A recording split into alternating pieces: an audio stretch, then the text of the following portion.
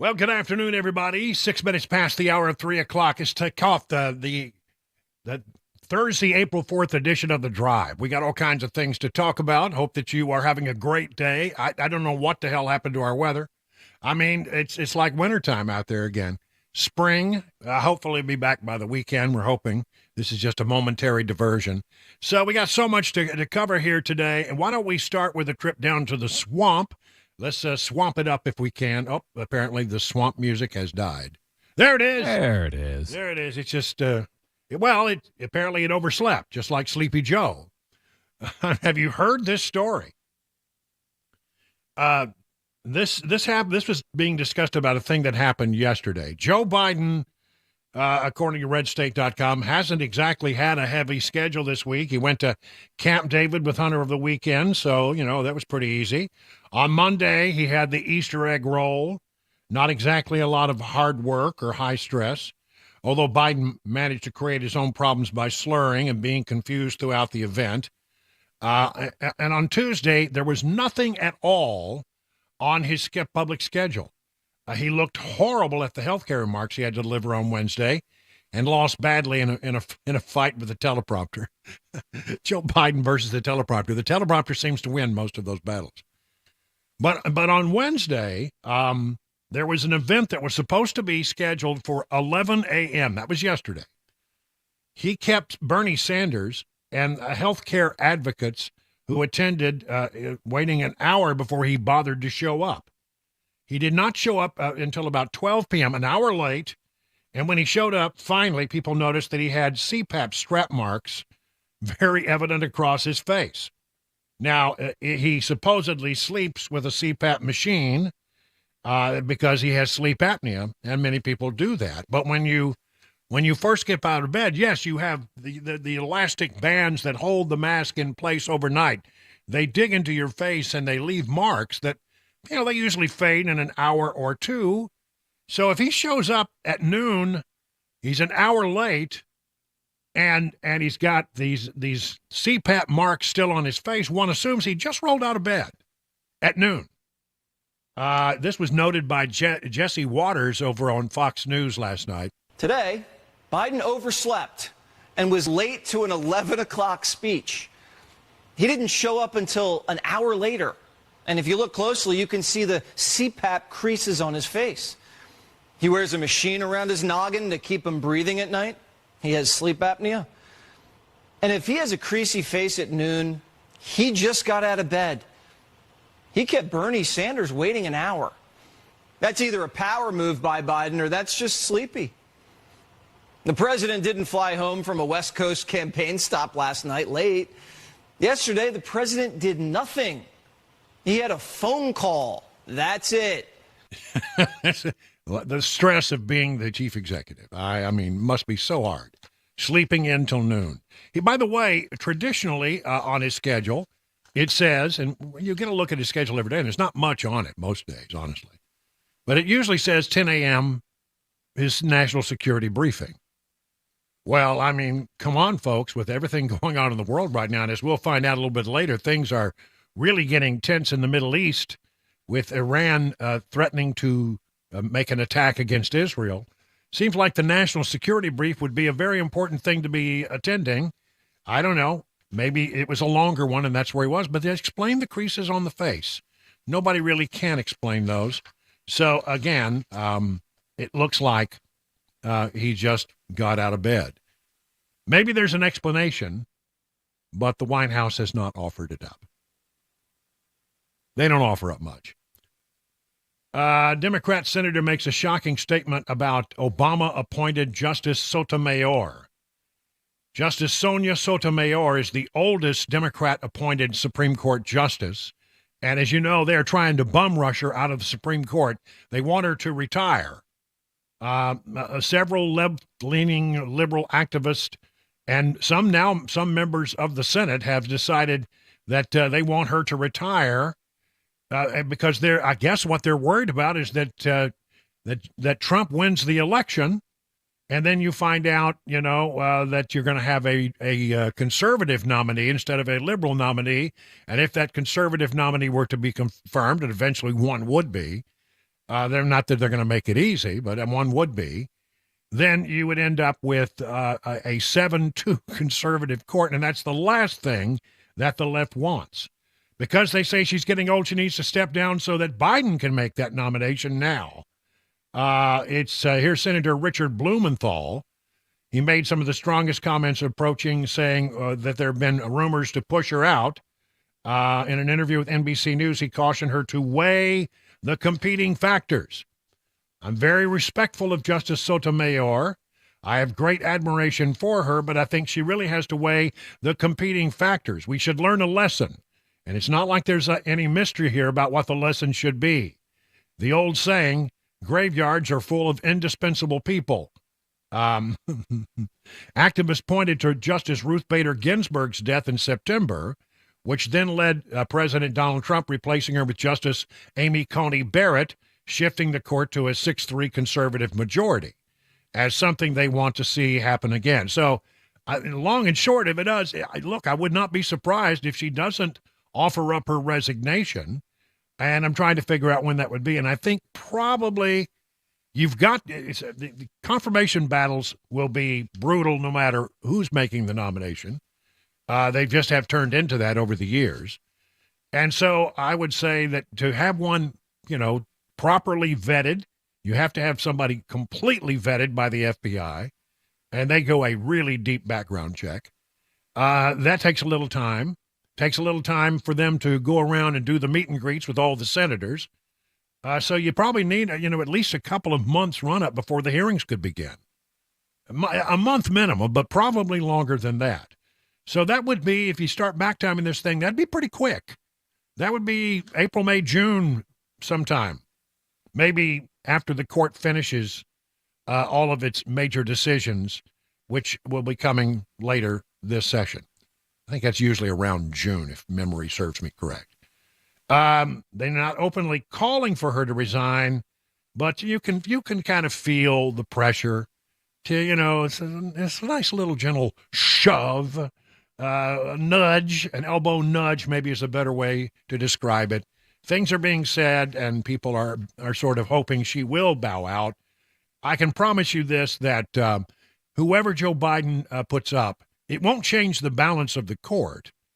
It would never change the balance of the court unless we get back to Trump, and then Trump would change the balance of the court. Can you imagine a 7-2 conservative court? I just don't think Democrats will allow that to happen. So I'm pretty sure that Sotomayor is the one to watch. Her resignation should be coming, I would say, in the coming months. And then there's this. Special Counsel David Weiss confirmed in public that there is some kind of ongoing investigation in the Hunter Biden tax case, but did not specify the targets of any such investigation. Some observers suspect that the IRS whistleblowers might be the focus.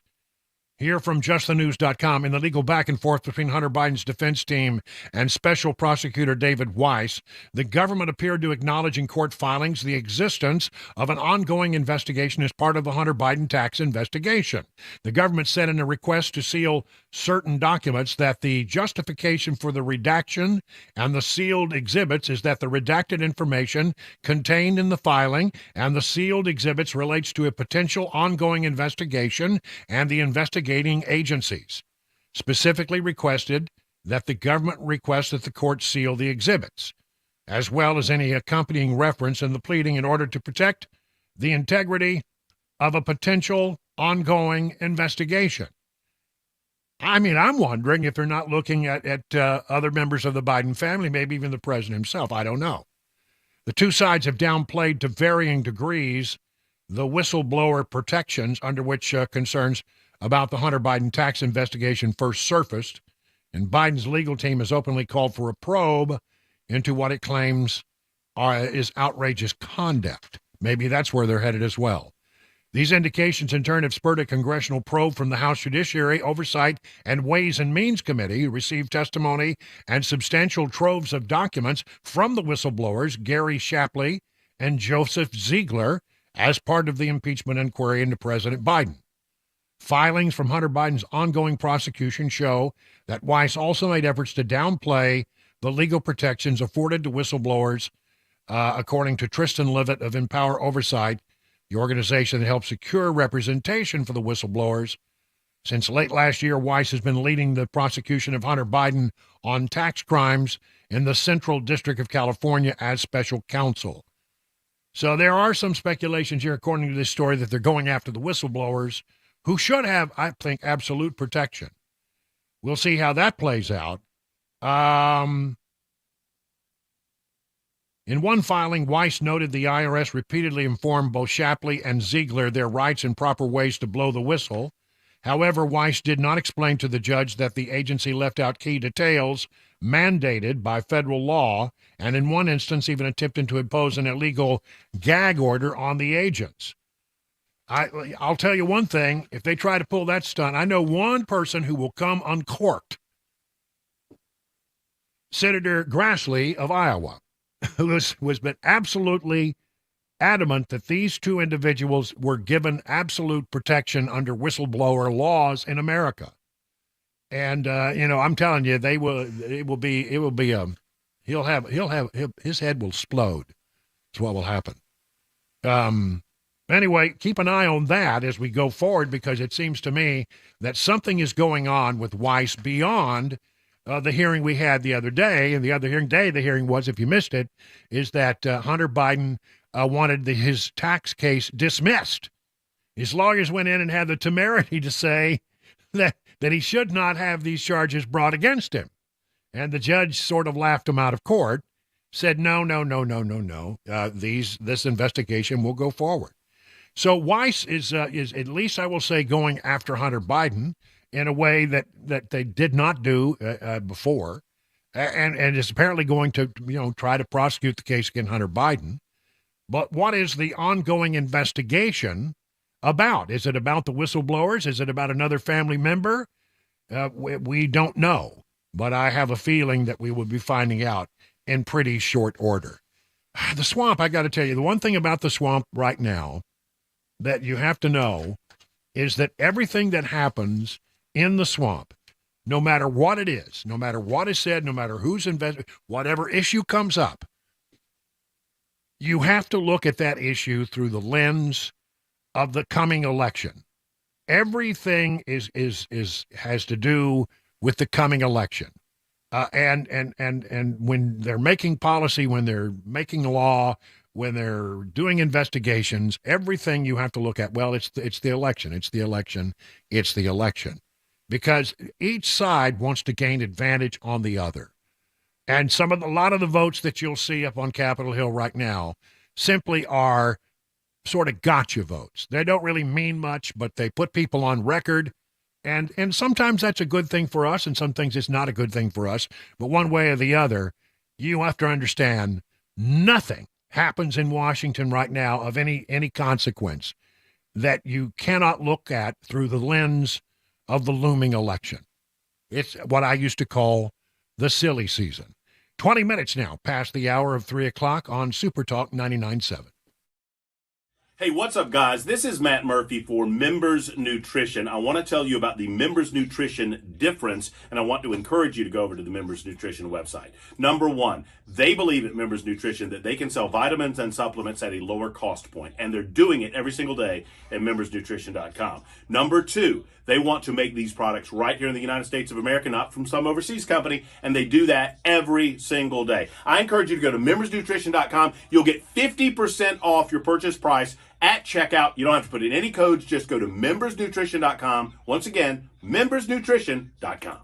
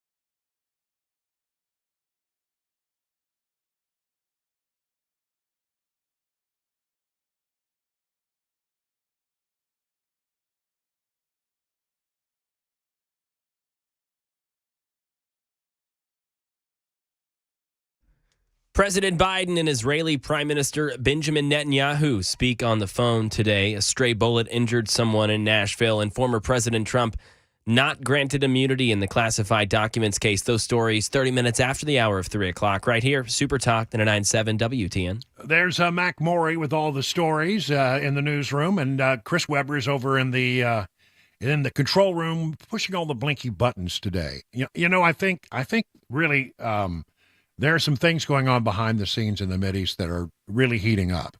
And we'll get into that coming up in just a short while, because I have a feeling that, this is the time to watch what's going on in the Mideast very closely. So here in bucolic Watertown, it's just me and the bulldog today.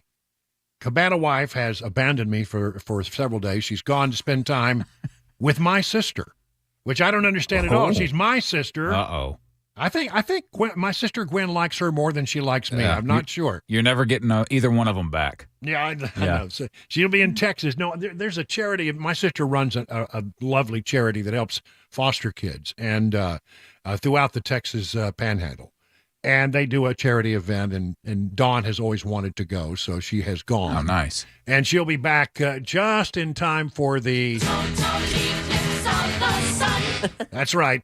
She'll be back on Sunday night, and then we're heading out Monday morning for Henderson, Kentucky for the, did I mention the... That's not going to get old at all. There's only one movie that has a song about...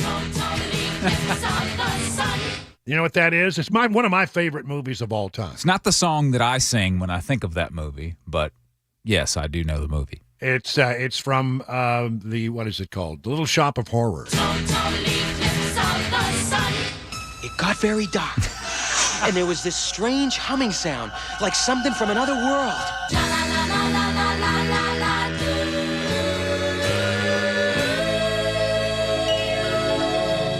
So what is your favorite song that you hum from that? I mean, because I think it's a great musical. It's very funny. Yeah. Very odd. It is. Hands down, it's Feed Me Seymour. Love that. But you have to say that the person who stole the movie was Steve Martin as the sadistic dentist. He's fabulous. My gosh. That's one of the funniest scenes I've ever seen, ever. Yeah. With Bill Murray and Steve Martin. It's good. Just cracks me up. It was all too good. I remember seeing it as a kid when it first came out. I don't know if it first came out. So I was a kid when it was early on, and I was completely disturbed by it. I didn't get what it was supposed to, like it was, tongue in cheek and it was funny. It was horrifying to me. Really? That plant was really scary to me as a 6-7-year-old, whatever I was. Seymour, feed me. I was like, man, I don't want to get anywhere near this thing. I thought it was one of my all-time favorite funny musicals for sure. Are hard to do, and so I thought it was great. The two movies that came out about that time are on my all-time favorite list. One of them is Little Shop of Horrors. The other, of course, is Airplane, the classic, one of the greatest comedy movies ever made. Absolutely. The Cockpit, what is it? Okay, so anyway, so again, it's just me and the bulldog through the weekend. Then we're going to go to the Total Eclipse. I'll save you. I won't play it again. And a little bit later, we have been thinking about, are there any Eclipse songs? And we think we have found probably, I've got 5 that I think are really, really that songs that you would know that sort of are about eclipses in one way or another. Mm-hmm. And things that, one of them's about what you ought to be careful about during an eclipse. And then one of them is, I don't know if it fits or not, but I think it does. We'll let you decide.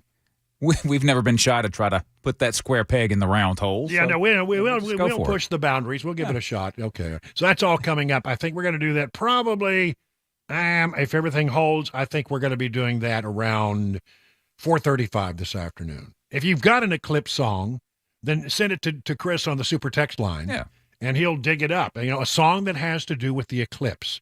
Now, there's some, they're about, I think, actually, you look on the internet, there's a lot of them, a list of 20, but some of them are not songs that people really know. Yeah. They're not, I'm looking for this sort of the iconic song. Yeah. And some of them may have a title that references that in some way, but the song is really not doesn't. about that, right? Yeah, that's what I'm wondering, because I'm looking at this list. There's a couple songs that I like, but I'm like, does that actually, reference the Eclipse, or is that just the title of the song? I looked through all of those lists, and I found a song that it was a blatant miss. They didn't include it. They should have, absolutely.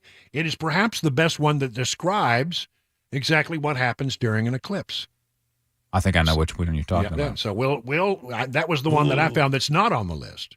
So maybe you got one that's not on the list. Just give a text to Chris Weber at 615-737-9986. So with that, time for the news at 3:30 on Super Talk 99.7.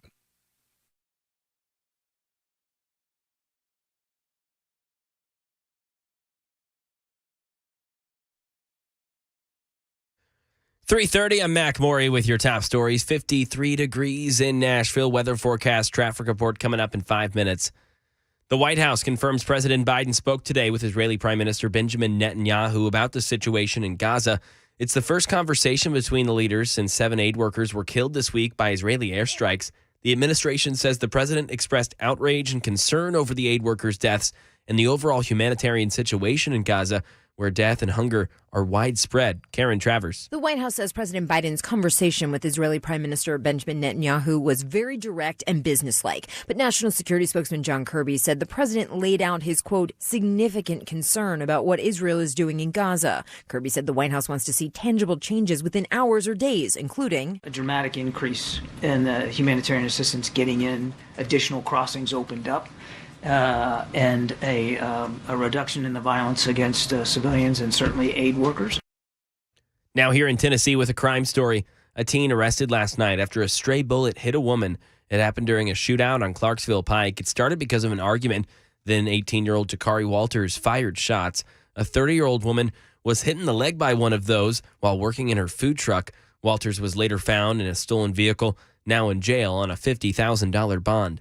And a setback today for former President Trump in the classified documents case. District Judge Aileen Cannon ruled Trump cannot argue he's immune to charges under the Presidential Records Act. But today's ruling is not necessarily a victory for special counsel Jack Smith either. Aaron Katersky explains. She refused to say what role the Presidential Records Act might play in the future of the case, either in jury instructions or somewhere down the road at argument. And in Jack Smith's view, Presidential Records Act has nothing to do with Trump's alleged mishandling of these classified materials because they weren't his documents. Trump is saying otherwise, and the judge, even though she's not going to dismiss the case on those grounds, does not seem to foreclose on Trump's argument entirely. And that is the latest news, traffic and weather on the way. I'm Mac Morey, WTN News. The Guaranteed Offer is the easiest way to sell your home. It's really simple. We bring you an all-cash offer. You close in as little as 21 days. No home inspections, no lockboxes, no open houses. Go to markspain.com to get a guaranteed offer and start packing.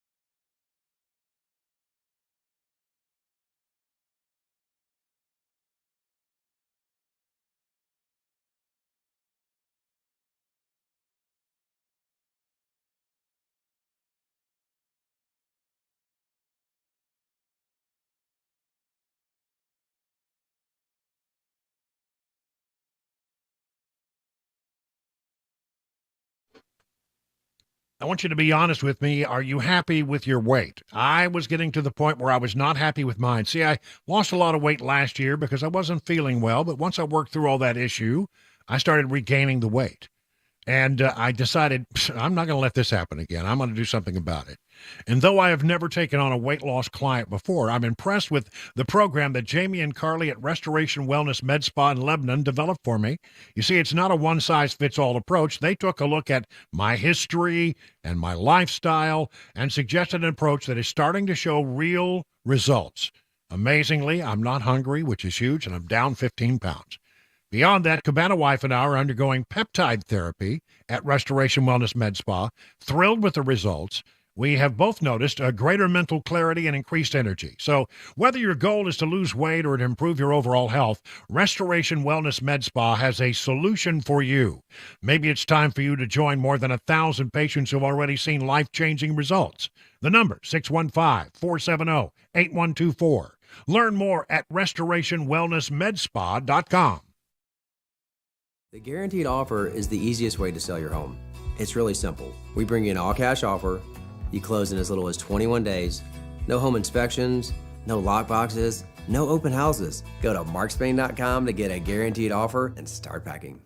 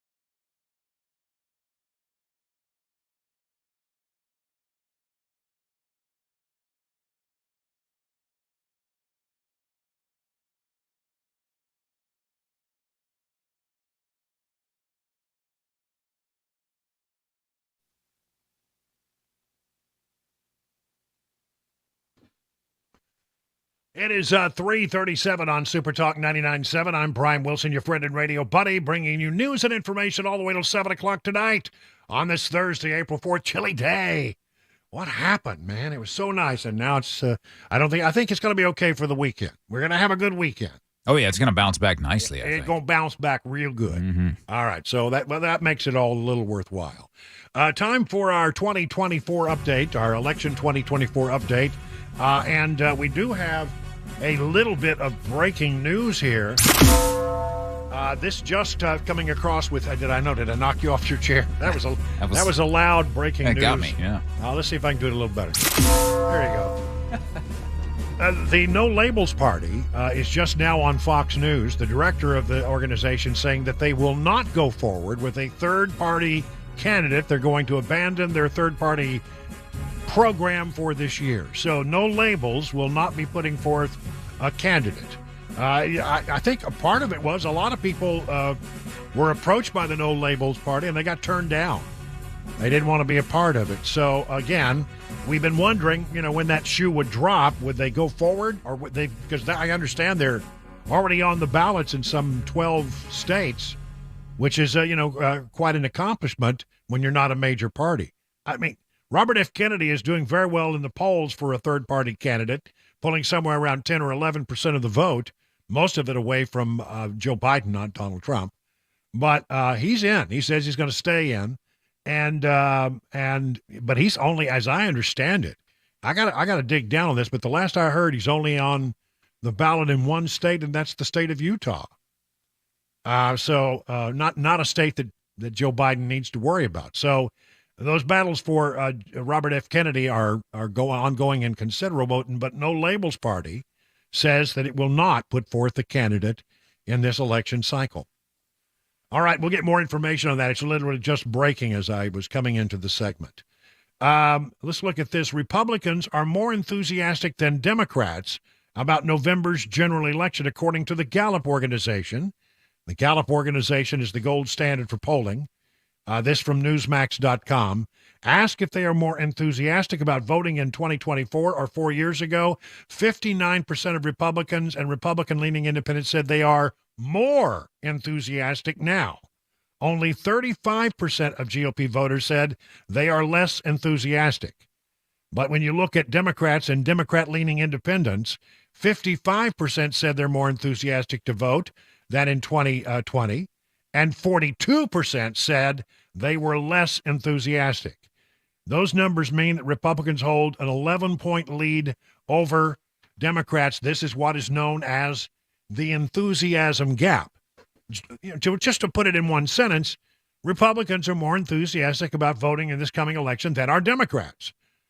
Here's what Gallup says about it. Partisan differences in voting enthusiasm can vary over the course of each election year, but the party with the higher net enthusiasm score at the end of a presidential campaign usually sees their candidate win. This is likely because partisan enthusiasm at that point in the election cycle is tied to their candidate's position in the pre-election polls. The better their party candidate is doing, the more enthusiastic they feel about voting. Gallup found that both parties are less enthusiastic about voting in 2024 than 4 years ago, just after Biden secured the Democrat Party nomination to take on Trump. At that time, Republicans held a plus 42 net enthusiasm, and while Democrats were plus 22. All right, so there was a 20-point gap, and still, see, it's all about the Electoral College politics.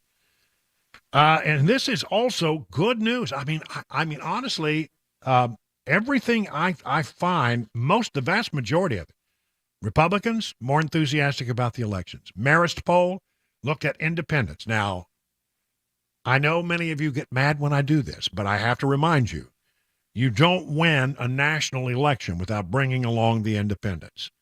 I'm sorry that that bothers you, but that's the truth. And I have to speak the truth as I know it. You have to have the independents, and therefore you got to make sure that a good number of them like what you're doing. Here is this. Independents swing 28 points toward Donald Trump. Independent voters have swung 28 points away from President Joe Biden and toward former President Donald Trump since 2020, an NPR Marist poll revealed on Wednesday. That was yesterday. The dramatic shift over 4 years is terrible news for Biden's reelection campaign, which is facing dreadful polling numbers on nearly all fronts. During the course of Biden's presidency, the poll found Biden's approval among independents went down 12 points, while Trump's approval shot up 16 points. The poll shows Biden leading Trump by 2 points, but within the margin of error overall. That's a general election sample. So there you go. And we talked to you about the Wall Street Journal swing state poll yesterday, where Trump was leading in 6 out of the 7, and 1 was tied. Wisconsin was tied. So, again, the battleground polls look good. This Marist poll suggests that independents are swinging toward Donald Trump and have over the course of the Biden presidency in a big way. And that is a very, very, very good sign. this is interesting. Senate map becomes more dangerous for Democrats as Nevada is shifted into their toss-up category. I'm feeling like pretty good about where we are in trying to retake the United States Senate. My concern, really, quite honestly, is in the House. We have the control now. I hope we can hold on to it. But, I mean, margins are so thin there, and everybody in the House is up for re-election every 2 years. But here, let's go to this Nevada race. The Nevada Senate race is now deemed to be a toss-up, making things more difficult for Democrats as they seek to hold to their slim majority in the Senate next year. The nonpartisan Cook Political Report shifted the race from being lean Democrat to toss-up on Wednesday, pointing to Joe Biden's lagging popularity in the battleground state, the silver state of Nevada, and the new electorate that has emerged over the past few years. The group particularly cited Senator Jackie Rosen, D. Nevada, lack of an established brand, noting that it could make it more difficult for the Nevada Democrat to overcome Biden's unpopularity on her own. Ultimately, we are moving this race because of the unique forces at play, said Jessica Taylor, an editor for the Cook Political Report, a combination of a newer electorate that Rosen might win over, and Biden's lagging numbers and the unique post-COVID economic hangover in Nevada make this race a toss-up. I think, and then the other Senate race is Carrie Lake, and she's doing okay. She's hanging in there. So wouldn't it be something pick up 2 Senate seats in Nevada? That would really be helpful. I really do believe that it will be very hard. Democrats are having to defend a lot more seats in the Senate than are Republicans in this particular round. Remember, in every election, every major election, every 2 years, we replace 1/3 of the Senate, or we take a vote on 1/3 of the Senate. 1/3 of the Senate is up for re-election every 2 years. And this time, it's just the way it falls is that it's going to be a lot more Democrats who are defending seats than there are Republicans. So there's some real opportunity for pickup here. Let's hope that the coattails of Donald Trump are very long. That's what we'd like to see on the Senate, in the House, in downstate, down ballot races across the country. I'd like to think that maybe it will help out a whole bunch. And also in Nebraska, just a little interesting passing note here. The Nebraska State Senate, Mike McDonald, he's a state senator, announced that he's fleeing the Democrat Party and will be giving to the GOP side and what U.S. Senator Pete Ricketts of Nebraska calls a filibuster-proof majority in Nebraska's unicameral legislature. McDonald's party change bears major implications for local and national politics as the state is on the verge of moving to a winner-take-all electoral vote allocation system for presidential elections. The state has currently a split electoral vote awarding system that gives 2 electoral votes to the state's popular vote winner and 1 electoral vote to the popular vote winner in each congressional district. But they're going to try to change that, and having a veto-proof majority in the state Senate will help that a great deal. It's really weird in Nebraska. When you look at electoral college votes, they have a split one, and what's the other one? I forgot. I want to say Maine has one where they split the electoral vote. Most states are winner take all. And so I think one of the things that I look at right now is what's going on with the economy, because I think that's the thing that will most inform people's vote. And it really does seem that that our economy right now is not very good, and that's the thing to watch. Economy, of all the issues that matter to people, Trump is winning most of them. He wins over Biden on handling of the economy. He wins over Biden on handling of inflation. He wins over Biden on immigration. He wins with Biden on keeping our country safe. He wins over Biden with foreign policy. There's only one thing where Biden wins over Trump, and that's the issue of abortion. And they're going to try to make everything they can out of that. And it really will come down to how important is abortion in the minds of many people. And when you look at what are the things that really concern people, abortion is like 5th or 6th. It's way down the list. Now, it will motivate certain people to go to the polls, no doubt, on the Democrat side of the equation. But is that the thing that motivates, moderates? Well, I've got to vote Democrat this time because I feel so strongly. I don't think so. I don't think it's as important as the Democrats think it is. What really matters to most people is how am I doing economically? And they're concerned about crime. They're concerned about immigration. By the way, in a little bit, we're going to go, in just a few moments, we're going to go over a poll that came out. It's a Vandy poll about Nashville. And there's some very happy talk press releases that went out about it. But if you look into the internals of it, there's one thing that stands out to me as perhaps the most important finding for the city of Nashville. And I'll get to that in a short while. Right now, it's 50 minutes past the hour of 3 o'clock on Super Talk 99.7. Hey, what's up, guys? This is Matt Murphy for Members Nutrition. I want to tell you about the Members Nutrition difference, and I want to encourage you to go over to the Members Nutrition website. Number one, they believe at Members Nutrition that they can sell vitamins and supplements at a lower cost point, and they're doing it every single day at membersnutrition.com. Number two, they want to make these products right here in the United States of America, not from some overseas company, and they do that every single day. I encourage you to go to membersnutrition.com. You'll get 50% off your purchase price at checkout. You don't have to put in any codes. Just go to membersnutrition.com. Once again, membersnutrition.com.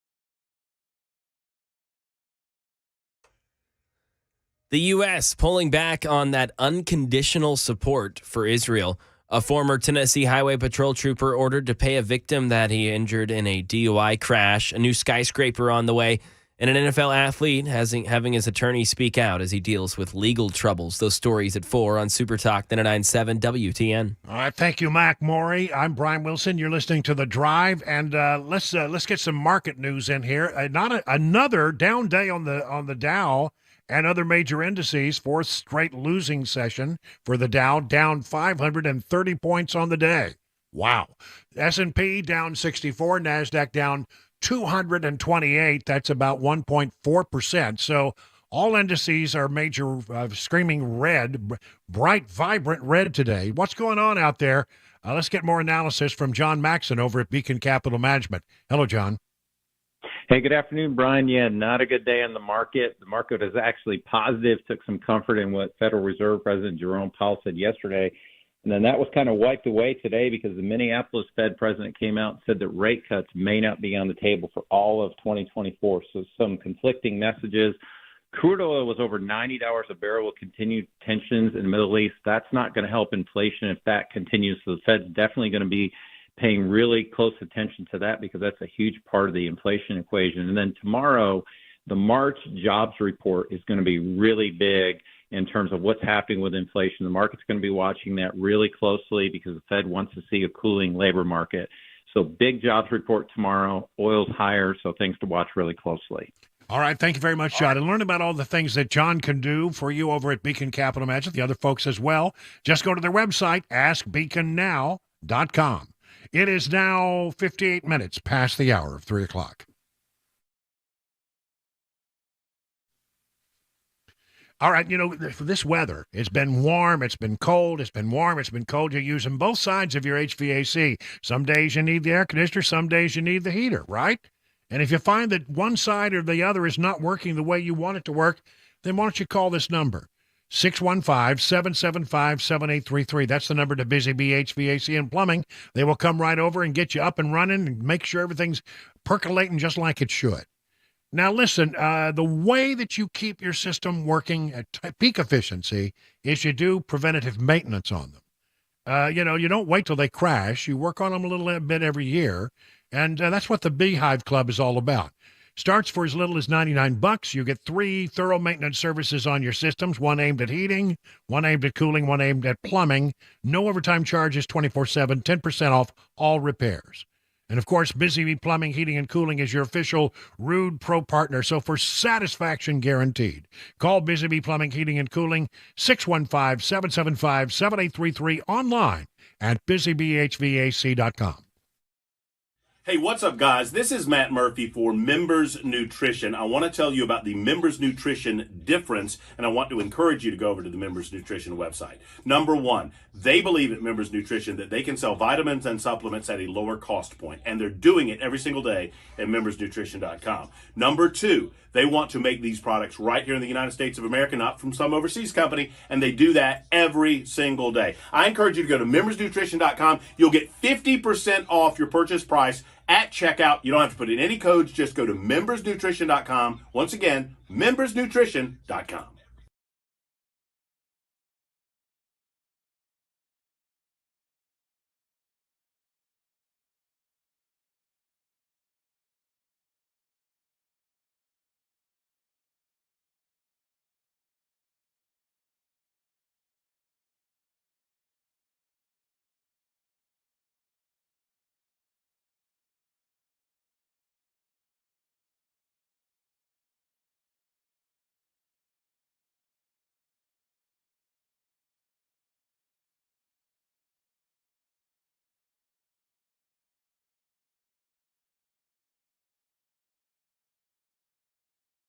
Four o'clock, I'm Mac Maury with your top stories. Currently 51 degrees, mostly cloudy. We'll let you know what it is looking like the rest of this week. Got a forecast and a traffic report coming up in 5 minutes. The Biden administration appears to be pulling away from its unconditional support for Israel after an Israeli strike killed 7 food aid workers in Gaza. Andy Field details this threatened U.S. policy change. The president spoke with Israeli Prime Minister Netanyahu, making it clear the aid worker deaths by Israeli forces is unacceptable. Secretary of State Antony Blinken. This week's horrific attack on the World Central Kitchen was not the first such incident. It must be the last. The president telling Israel's leader he must call a ceasefire and get all the hostages home. Back here in Tennessee right now, a former THP trooper has been ordered to pay the victim of a DUI crash $35,000 over a 4-year period. Stephen Lee Brown had whiskey and beer before crashing into a man early in the morning of June 30th, 2022. Brown was off duty at the time of this collision. The victim of the crash, Stephen Lambert, arrived in court to give his victim's impact testimony as he asked the court to award him $168,000 in damages. Lambert, who spent 10 days in a coma, has had several surgeries and currently has to use a walker. Staying here in Tennessee, growth in the state. Get ready for another crane in downtown Nashville. A key hurdle is out of the way for a developer proposing Tennessee's tallest skyscraper to be built in downtown Nashville. Money. News 2 says developer Tony Giarratana has secured $232 million in financing for a 60-story mixed-use development, 1010 Tower on Church Street. It's to be completed in 3 years. 1010 will be 750 feet tall with 140 condos atop 360 apartments, 500 parking spaces, including 121 parking spaces for a new YMCA to be developed next door. Ken Weaver, WTN News. And an attorney for Kansas City Chiefs wide receiver Rashee Rice acknowledges his client was driving one of the high-speed vehicles in the 6-car crash that happened in Dallas last weekend.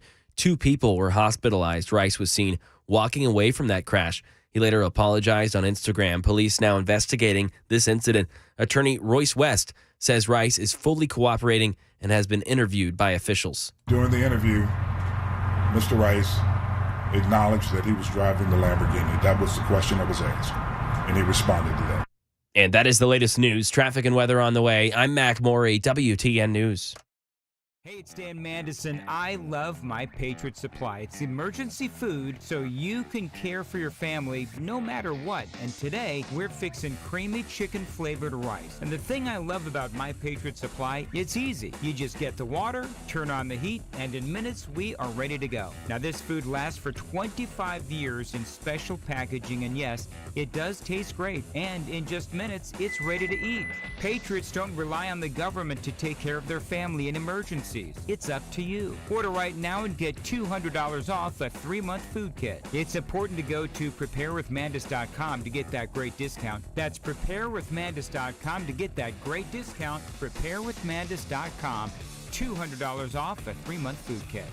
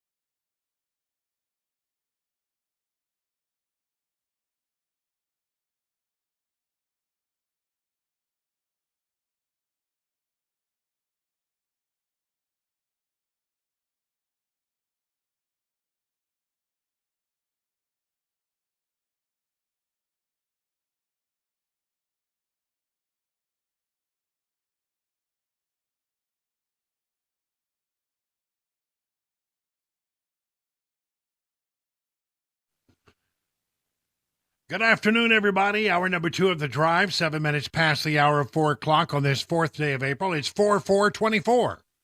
There's a lot of fours in that.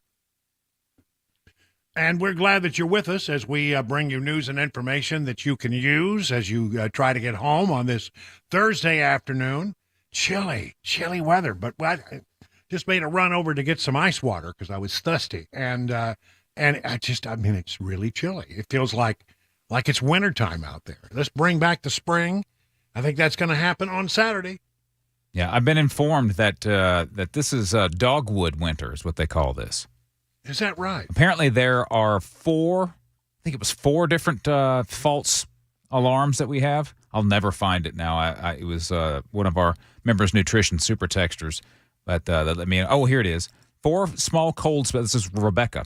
4 small cold spells in the spring. Red bud, dogwood, which is where we are now. Then you've got locust, and then you've got the blackberry winter to finish things off.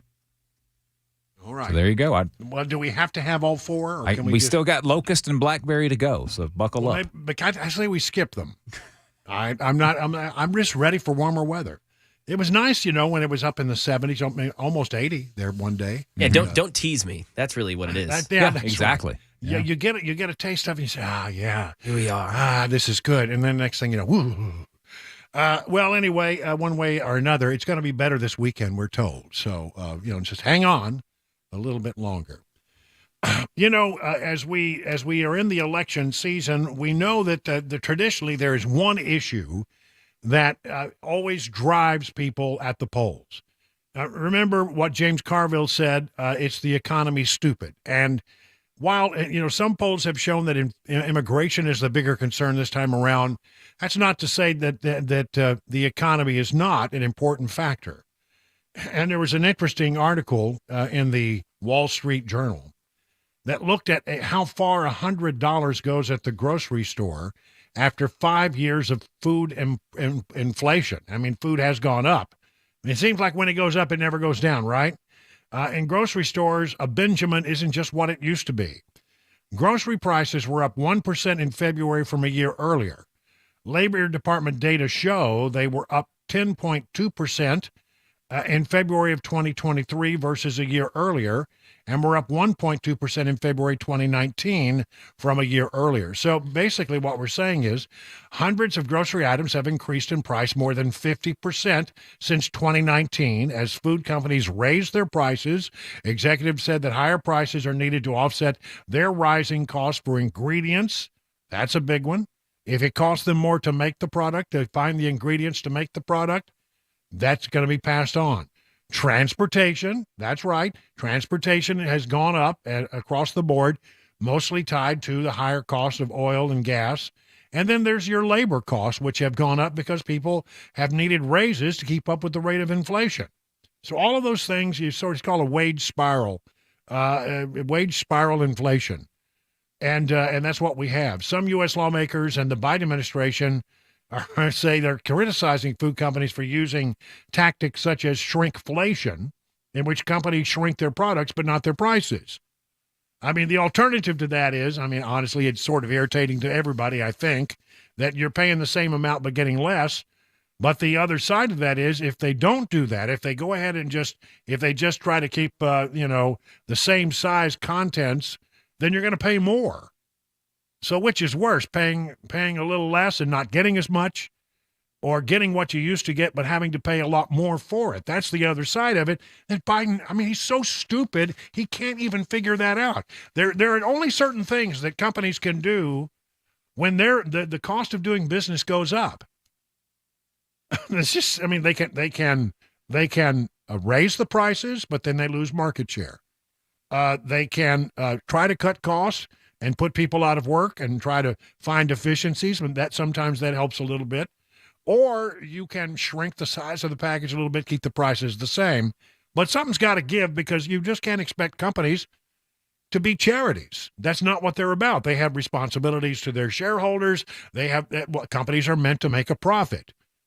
And believe me, when you're dealing with the higher price of ingredients and the higher price of transportation and the higher price of labor, it's hard to keep the prices the same. So that means that, because of the state of the economy during mostly the Biden years, a lot of things have gone up. Cooking oil, up 54% since 2019. Beef, up 51%. Fruit snacks, up 77%.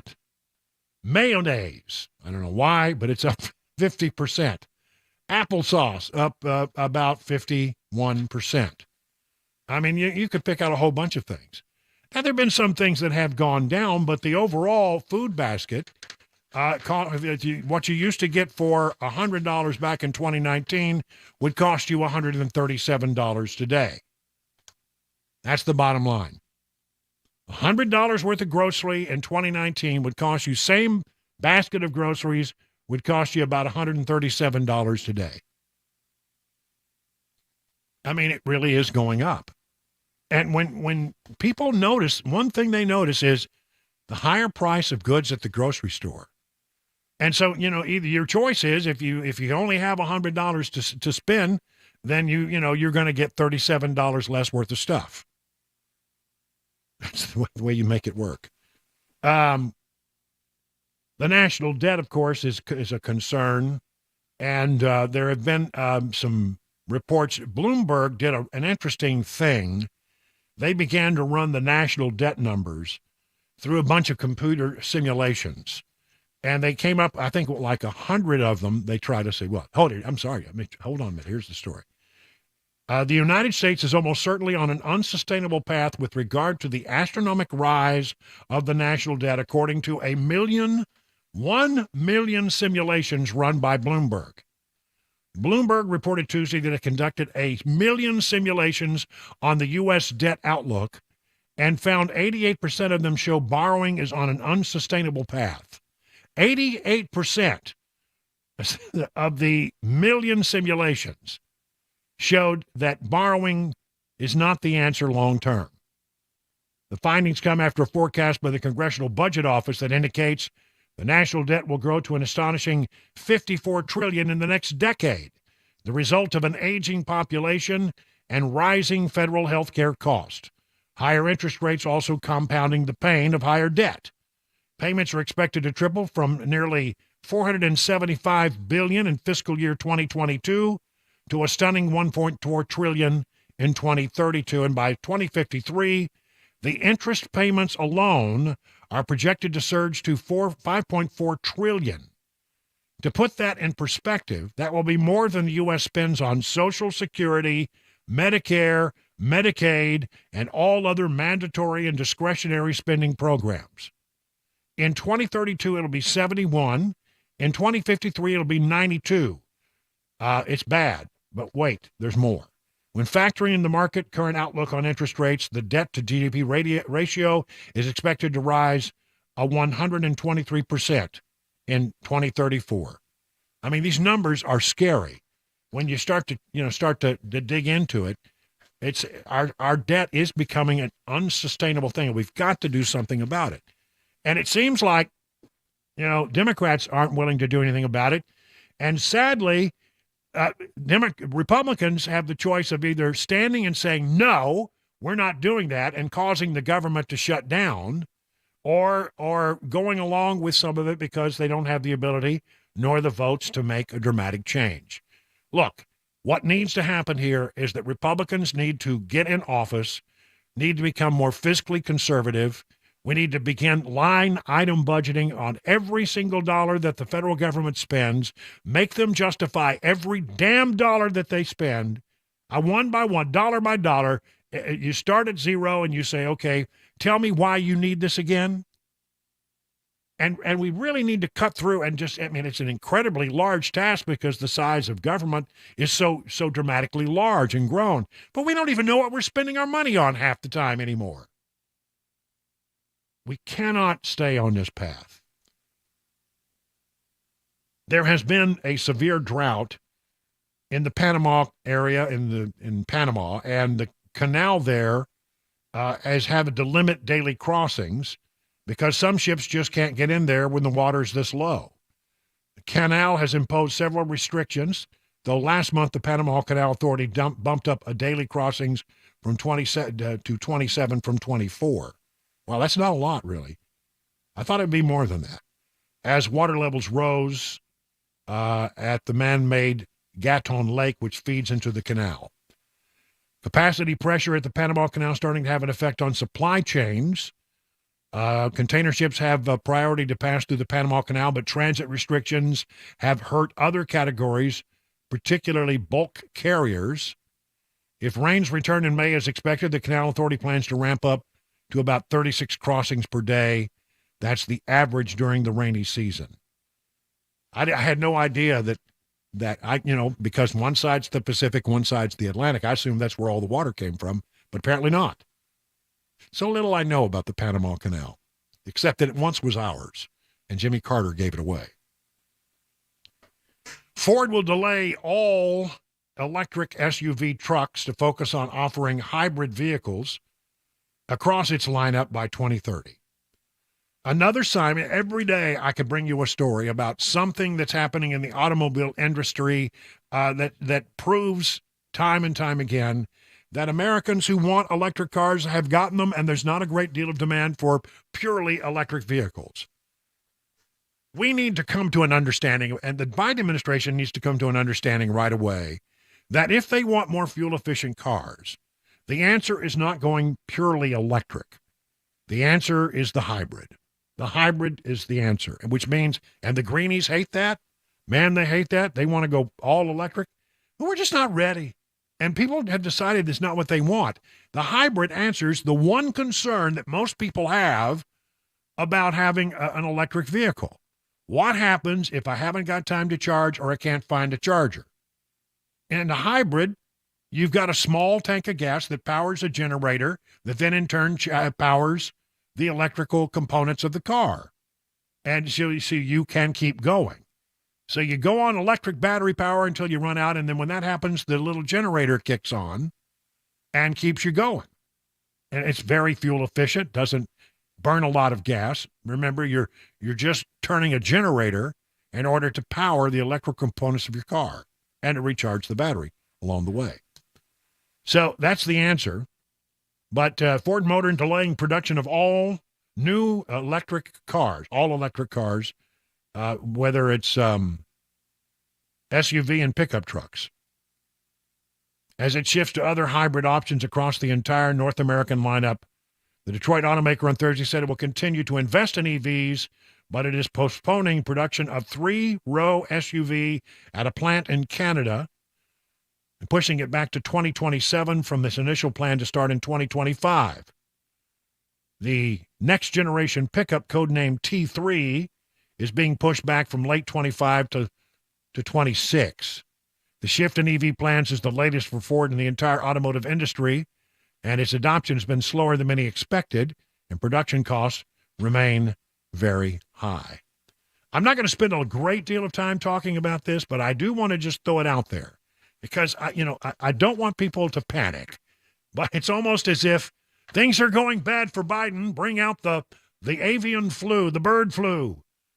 But we do have a problem with the bird flu that is impacting your eggs and now maybe even your dairy, in that the bird flu has apparently spread to cattle, and some areas are very concerned about it. And I've got one case here out of Texas where they confirm that a human got some kind of bird flu. I don't know. I don't want to start panicking. I don't want people, well, here it comes. Here comes the next round. Here comes COVID number 2.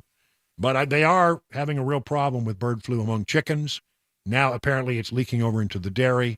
What does that mean for you? High cost of poultry, high cost of eggs, high cost of dairy. 21 past the hour now of 4 o'clock.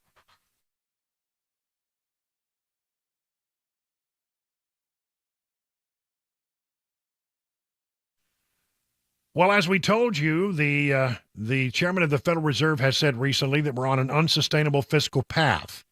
We aren't going to pay off the $34 trillion debt anytime soon. It's going to go up. They'll just print more money to pay the interest on the debt and thus debase the U.S. dollar, making it weak. Save with gold and other precious metals. Maybe that's the way to go. Maybe you've thought about adding gold or precious metals to your portfolio. but you feel you don't have the knowledge to make a good decision. Honestly, that's the way I felt, but I got the professional guidance I need at Nashville Golden Coin. The way it works is you make an appointment, then you sit down one-on-one with my friends at Nashville Golden Coin. They'll answer all your questions and help you make the precious metals investment that is right for you. It's friendly, you will learn a ton, and you'll never be subjected to a high-pressure sales pitch. Gold and silver can be that safe haven in uncertain economic times. And my friends at Nashville Golden Coin are standing by to answer all your questions about the precious metals market. To set up that one-on-one appointment, just go to NashvilleGoldenCoin.com. That's NashvilleGoldenCoin.com. What an absolute mess. Hey, it's Dan Mandison. Look at my closets. Unorganized to say the least. Even my window dormer is a train wreck. Stuff is everywhere. Now, luckily, California Closets is coming to my rescue. My personal design consultant, Vince, stopped by, measured, and is now showing me how to become more space efficient and organized on his 3D CAD system. It is amazing. And soon, my space is going to be organized, and yes, even Bandit approves. California Closets, a local company that can customize the storage in any room of your house. California Closets, what can they do for you? Find them online at CaliforniaClosets.com and reach out for your free in-home consultation.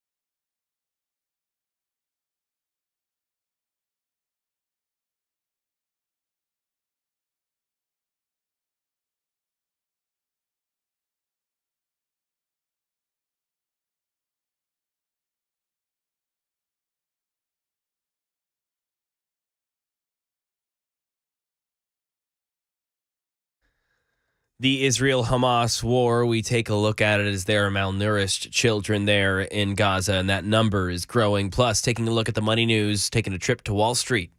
4:30 Super Talk, 99.7 WTN. It is 26 minutes now past the hour of 4 o'clock on Super Talk 99.7. I'm Brian Wilson, your friend and radio buddy, and you're listening to The Drive on this 4th day of April. Chilly day. Vanderbilt has a poll out. Now, Vandy polls, I don't know. Sometimes I look at them and I'm not sure that I agree with them, but one way or the other, I think there's some stuff in here that sort of raises some concerns. Now, if you look at in your local, TV website, TV news website, or the Tennessean or other places, Yeah, I think they missed the news in the poll. And I think Vandy doesn't even understand what the news is. Because in their own press release, they don't talk about the things that I find when I dig into the internals of the poll. Again, if you want to know what really is going on in a poll, don't look at that glossy top number, that headline that they give you.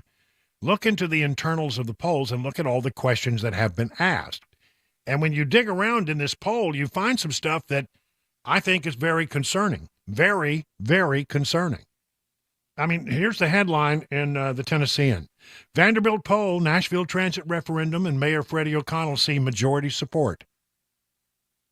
Apparently his ratings, Fast Freddie O'Connell, his ratings are 71%.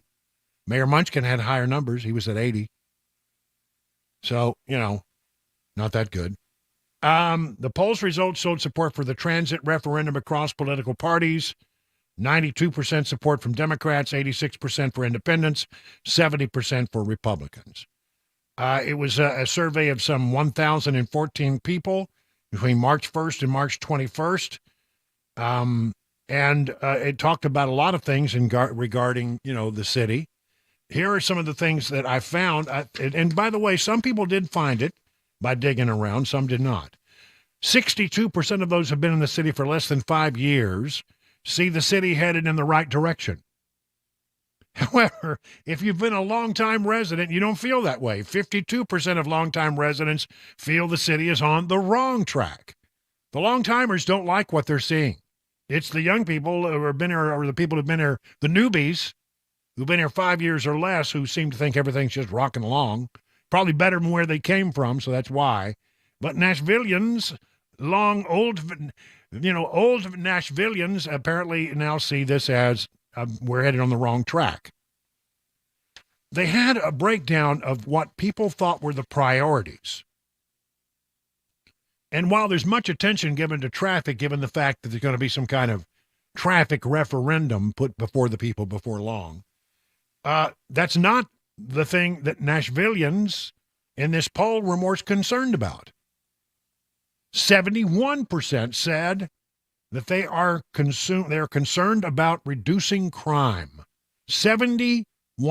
That's just a little short of 3/4 of Nashvillians feel that crime and an effort to reduce crime, which should be our top priority.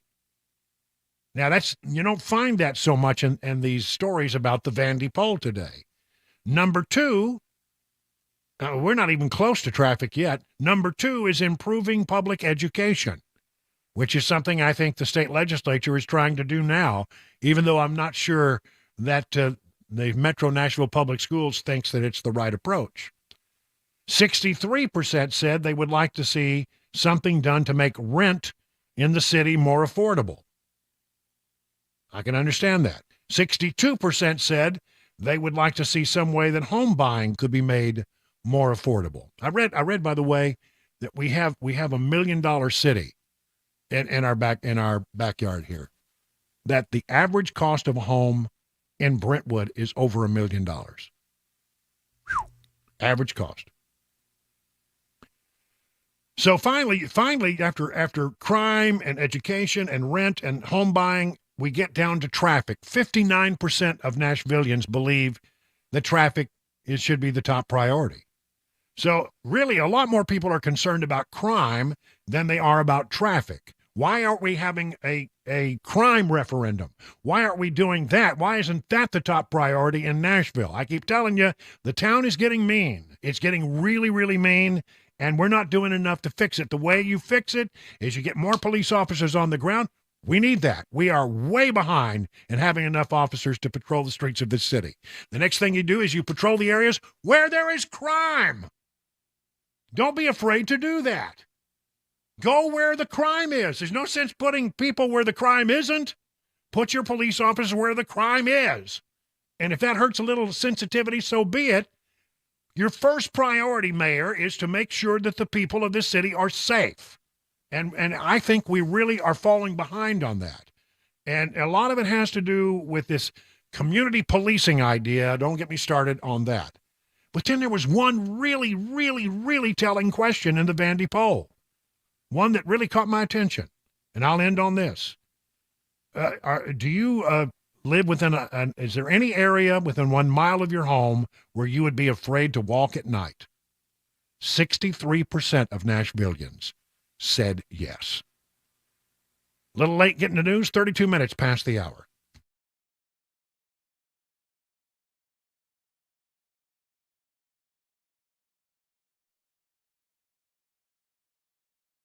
.432, I'm Mac Morey with your top stories. 51 degrees in Music City, and it's been a cloudy day. Lows in the low 40s, high 30s tonight. You got lows in the 30s tomorrow. Weekend starts to warm up just a little bit, but it's not that spring feeling that we had earlier in the weather. Forecast traffic report just ahead 5 minutes. The humanitarian crisis in Gaza growing. UNICEF spokeswoman Tess Ingram is on the ground there and says hundreds of children are now being treated for malnutrition. She describes the condition of one 7-year-old boy named Omar. He was brought by his grandmother because he happened to be separated from both of his parents. He had been stuck in the north on his own and eating grass. And he was so sick and in so much pain. Doctors believe Omar will make a full recovery. Ingram continued, though, saying that while walking through Rafah, you can hear, you can smell the war. She says it's, quote, inescapable. Now over to some money news. Daria Albinger walking us through Wall Street. Stocks fell steadily toward the close. The Dow plunged 530 points, heading for its worst week since last fall. The Nasdaq gave up 228, and the S&P closed down 64. All of the major indices were down more than 1%. Stocks had been gaining for most of the session in anticipation of the March jobs report. Fed Chair Jerome Powell says the central bank is still on track to reduce its benchmark interest rate later this year. He told an audience at Stanford University that there are still signs that inflation is heading toward its 2% target, but that the ride there has been a little bumpier than expected. Ford says it will delay rolling out new electric pickup trucks until at least 2026 and a new large electric SUV until 2027, and will add gas-electric hybrids to its lineup starting with the next model year. EV sales are down, but sales of hybrids continue to rise. And that is the latest news, traffic, and weather on the way. I'm Mac Morey, WTN News.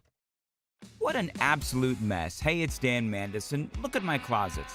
Unorganized to say the least. Even my window dormer is a train wreck. Stuff is everywhere. Now, luckily, California Closets is coming to my rescue. My personal design consultant, Vince, stopped by, measured, and is now showing me how to become more space efficient and organized on his 3D CAD system. It is amazing. And soon, my space is going to be organized, and yes, even Bandit approves. California Closets, a local company that can customize the storage in any room of your house. California Closets, what can they do for you? Find them online at californiaclosets.com and reach out for your free in-home consultation.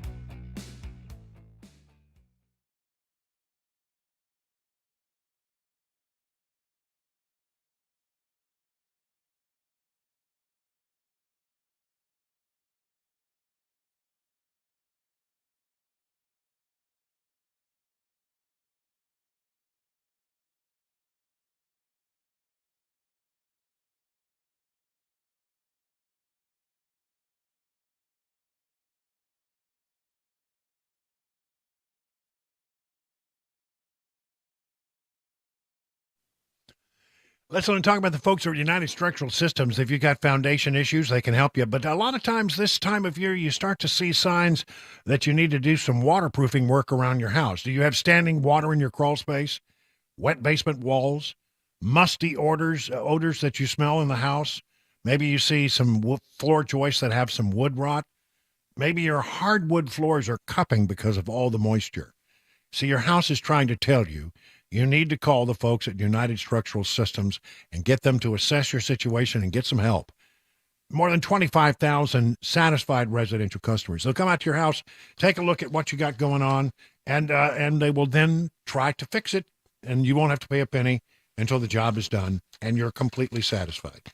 They won't try to fix it. They'll absolutely fix it. They're the experts at this stuff. So listen, if you need them, just find out more about all the things they can do by going to their website, ussTN.com. That's ussTN.com.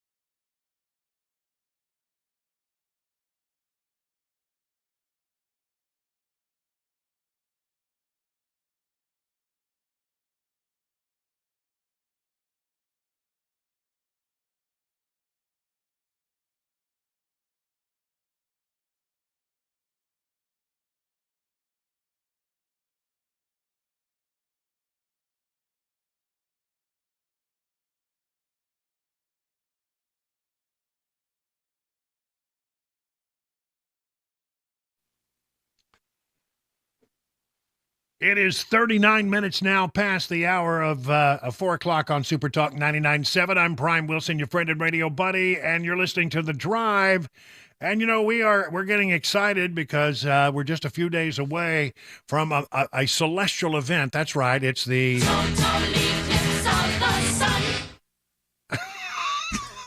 You love that, don't you? I do. I love that so much. Here's the longer version. It got very dark, and there was this strange humming sound, like something from another world.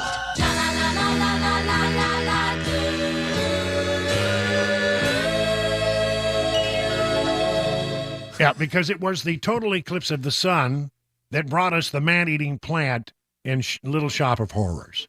That is correct. And so, you know, that could happen this time. Be very careful if you see a strange plant at your local florist after we have, you know, what some would call it. All right, enough of that. But we are excited because it's happening next Monday. And Matt Murphy, I didn't know that he was going to do this. See, I'm going to be gone because I'm going to be going over to Henderson, Kentucky. Cabana wife and I, you know, we're where we should be all the time. We go to Henderson, Kentucky for the total eclipse of the sun. Anyway, you see what I did there? Yeah, I saw what you did. I know. Nobody else will pick up on it. But one way or the other, we're going to be over there for the total eclipse. Over there, it's totality. Here in Nashville, about 90%. Yeah. So that not bad. I mean, almost all the entire country will see some degree of the eclipse.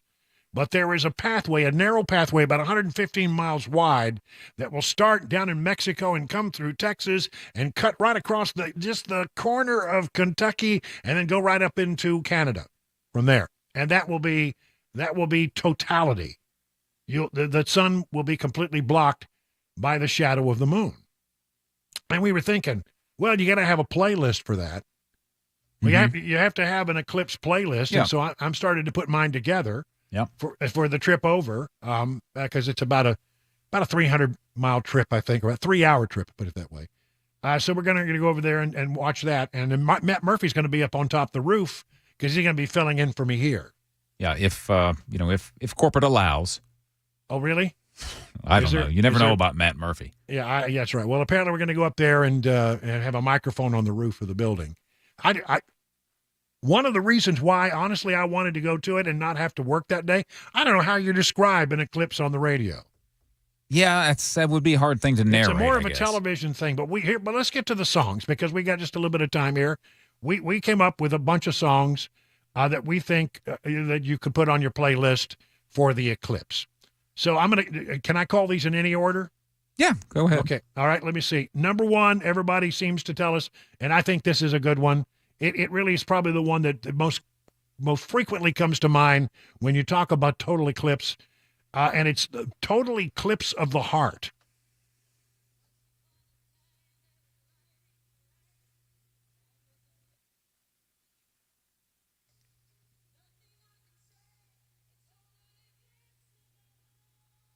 All right, so there it is. That one that comes to mind for sure. Then my mind turned to the late, great Johnny Cash because he came out with a song. It's sort of, when you get into totality and you look at the sun, you will see a ring of fire around the moon. So how about Johnny Cash, Ring of Fire?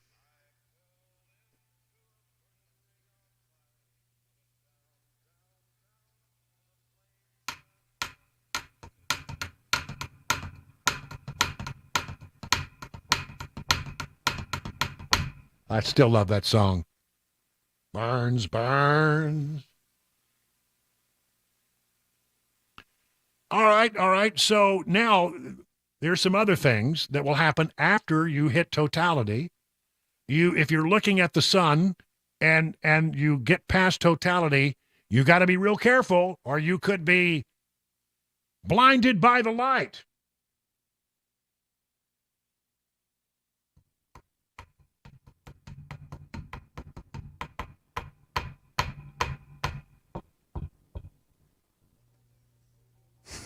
What?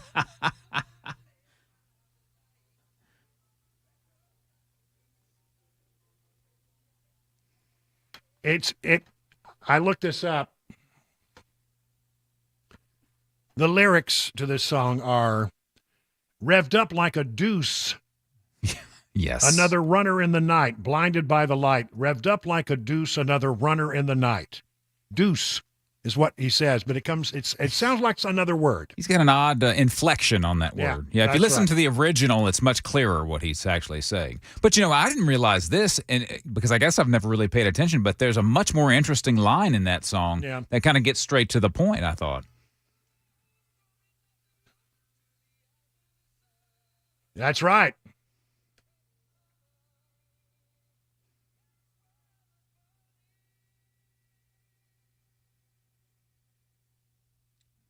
That's right. Listen to your mama or don't, I guess. Yeah, no, listen to your mama. Don't look into the sun without the special glasses. That's the way you have, and really you can be blinded by this light. Yes. You can be permanently blinded, so you really got to be very, very careful. And then, of course, as you move through totality, once the sun starts to return. So, of course, you've got to go with the Beatles. Oh.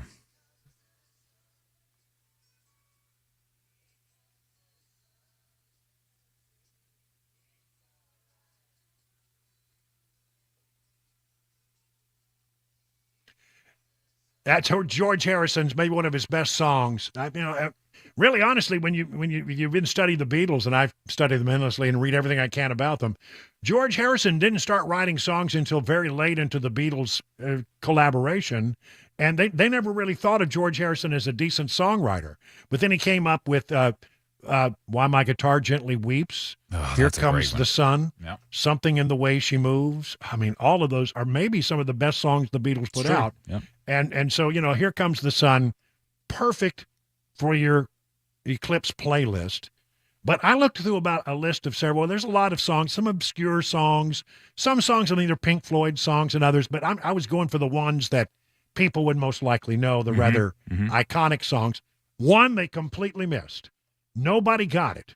And what happens during an eclipse? Well, what you have is the moon passing in front of the sun and casting a shadow. Of course.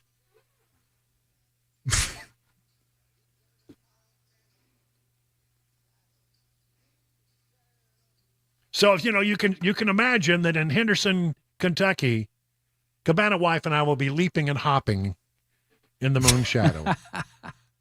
Yeah, okay. Yeah. That one's kind of, well. No, that's an old. Well, people don't like Cat Stevens anymore, but I liked him in the day. I mean, when I was in high school, if you had a 12-string guitar, you had to learn some Cat Stevens songs. And if you had a 12-string guitar, everyone avoided you. Like, here comes this guy again. Stay away from the guy. Well, I mean, no, there were a lot of people playing 12-string guitars. He was one. John Denver was one. Played a lot of 12-string guitar. And so, it was a very popular instrument. But one way or the other, I think that completes my my playlist. Did you ever come up with anything that you liked? We had a couple of suggestions on the Members Nutrition Super Text line. Most of them were what songs that you had mentioned already. One that I thought of that was also mentioned a couple times is from my generation. It kind of fits it, and I think it was probably on the list that you saw and you just avoided it because you weren't as familiar with that song, if at all. But Soundgarden's Black Hole Sun comes to mind.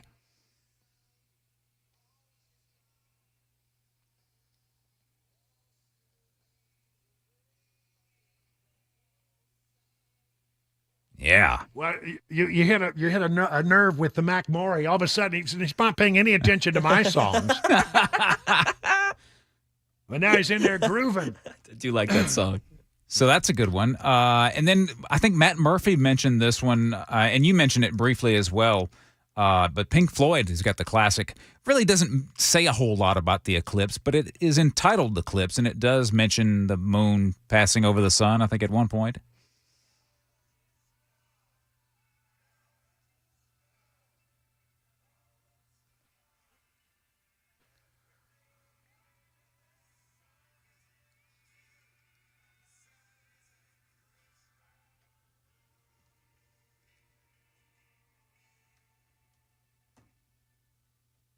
Well, there you go. Listen, just one piece of advice, and we really need to stress this, is that in Nashville, there will not be totality. So if you're within the sound of my voice right now, you're not going to have but about 90% coverage. So if you want to look at the Eclipse, you've got to go get a special pair of glasses. Now, everybody's selling them. You can get it down at the Home Depot. You can get it down at Lowe's. You can get it down at the grocery store. I mean, there's hardly any place you can't go where you can't find them. But please, I beg you, don't look at the sun during the eclipse here in Nashville, especially. Now, I hesitate to say this, but if you're in totality, and for about 2 minutes and 31 seconds where I'm going to be, you can take a glimpse with the naked eye.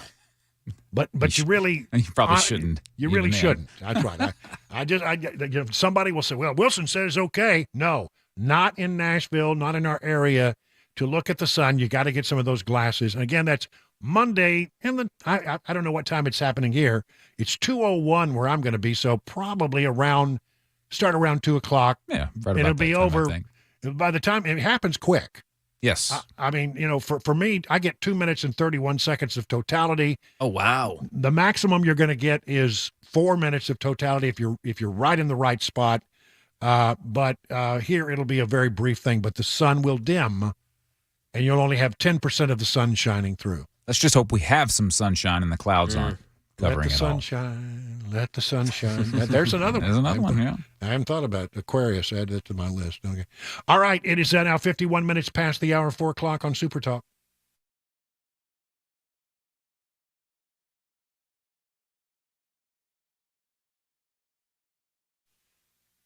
Imagine what you could do, how you would feel if you were out of pain, or maybe you have a loved one that's in pain and you want the very best for that person, right? Hook them up with Dr. Mitchell and Dr. Ashley over at the Wellness Institute of Nashville. Because getting better and feeling healthy is important to Dr. Mitchell and Dr. Ashley, they are freezing costs at 2023 levels. That's right, half off spinal decompression, half off the KT machine, and new patients get a complete consultation for just $23.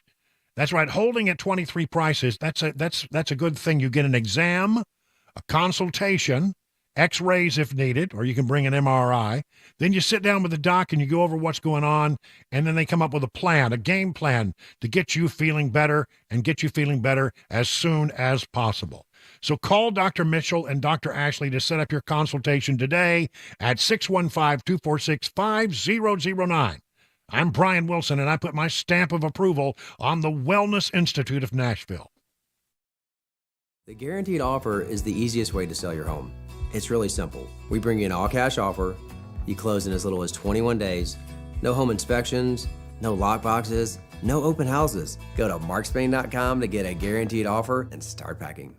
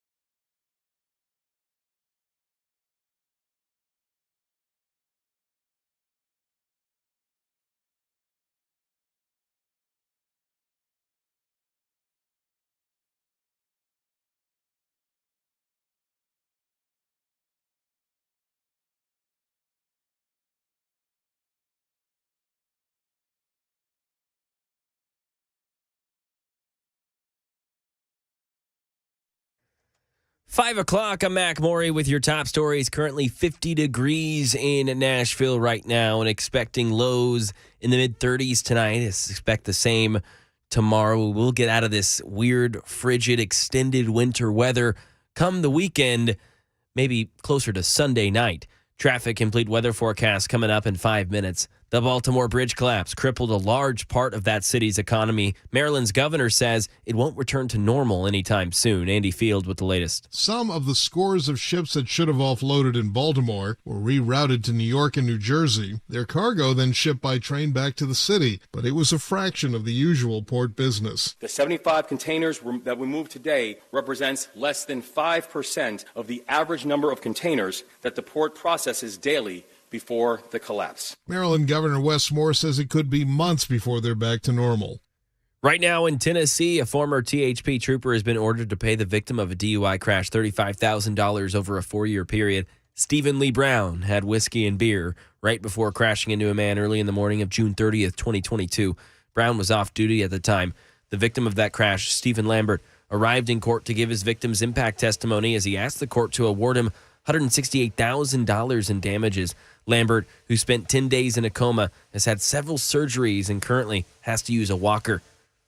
Boeing has paid Alaska Airlines $160 million after the blowout of a door panel in mid-flight earlier this year. Mark Remillard reports. Alaska Airlines says the money is an initial compensation for Boeing for the panel that blew out on one of its flights in January, noting that it expects Boeing to provide additional compensation, but the terms are confidential. The $160 million is meant to cover the airline's pre-tax losses, including revenue and the cost of returning the airline's fleet of MAX 9s to service after they were grounded for 3 weeks to undergo inspection. Crime in the Volunteer State. A teenager arrested last night after a stray bullet hit a woman. Happened during a shootout on Clarksville Pike. It just started because of an argument, and then 18-year-old Jakari Walters fired a shot. A 30-year-old woman was hit in the leg while working in her food truck. Walters was later found in a stolen car, now in jail on a $50,000 bond. In some entertainment news, one band known for selling a lot of stuff is selling more of its stuff. Jason Nathanson. Over the years, Kiss has sold everything from T-shirts to coffins, and now the band is the latest music act to sell its catalog. Swedish company Pophouse Entertainment Group has bought the band's music in a deal estimated to be worth over $300 million. And it's not just the music. The deal includes the rights to the Kiss brand name and associated intellectual property. Kiss co-founder Gene Simmons says the sale is not an acquisition, but a collaboration, and the band will continue to be fully involved with how their image is marketed. And that is the latest news, traffic, and weather. Up next, I'm Mac Maury, WTN News. What an absolute mess. Hey, it's Dan Mandison. Look at my closets. Unorganized to say the least. Even my window dormer is a train wreck. Stuff is everywhere. Now, luckily, California Closets is coming to my rescue. My personal design consultant, Vince, stopped by, measured, and is now showing me how to become more space efficient and organized on his 3D CAD system. It is amazing. And soon, my space is going to be organized, and yes, even Bandit approves. California Closets, a local company that can customize the storage in any room of your house. California Closets, what can they do for you? Find them online at californiaclosets.com and reach out for your free in-home consultation.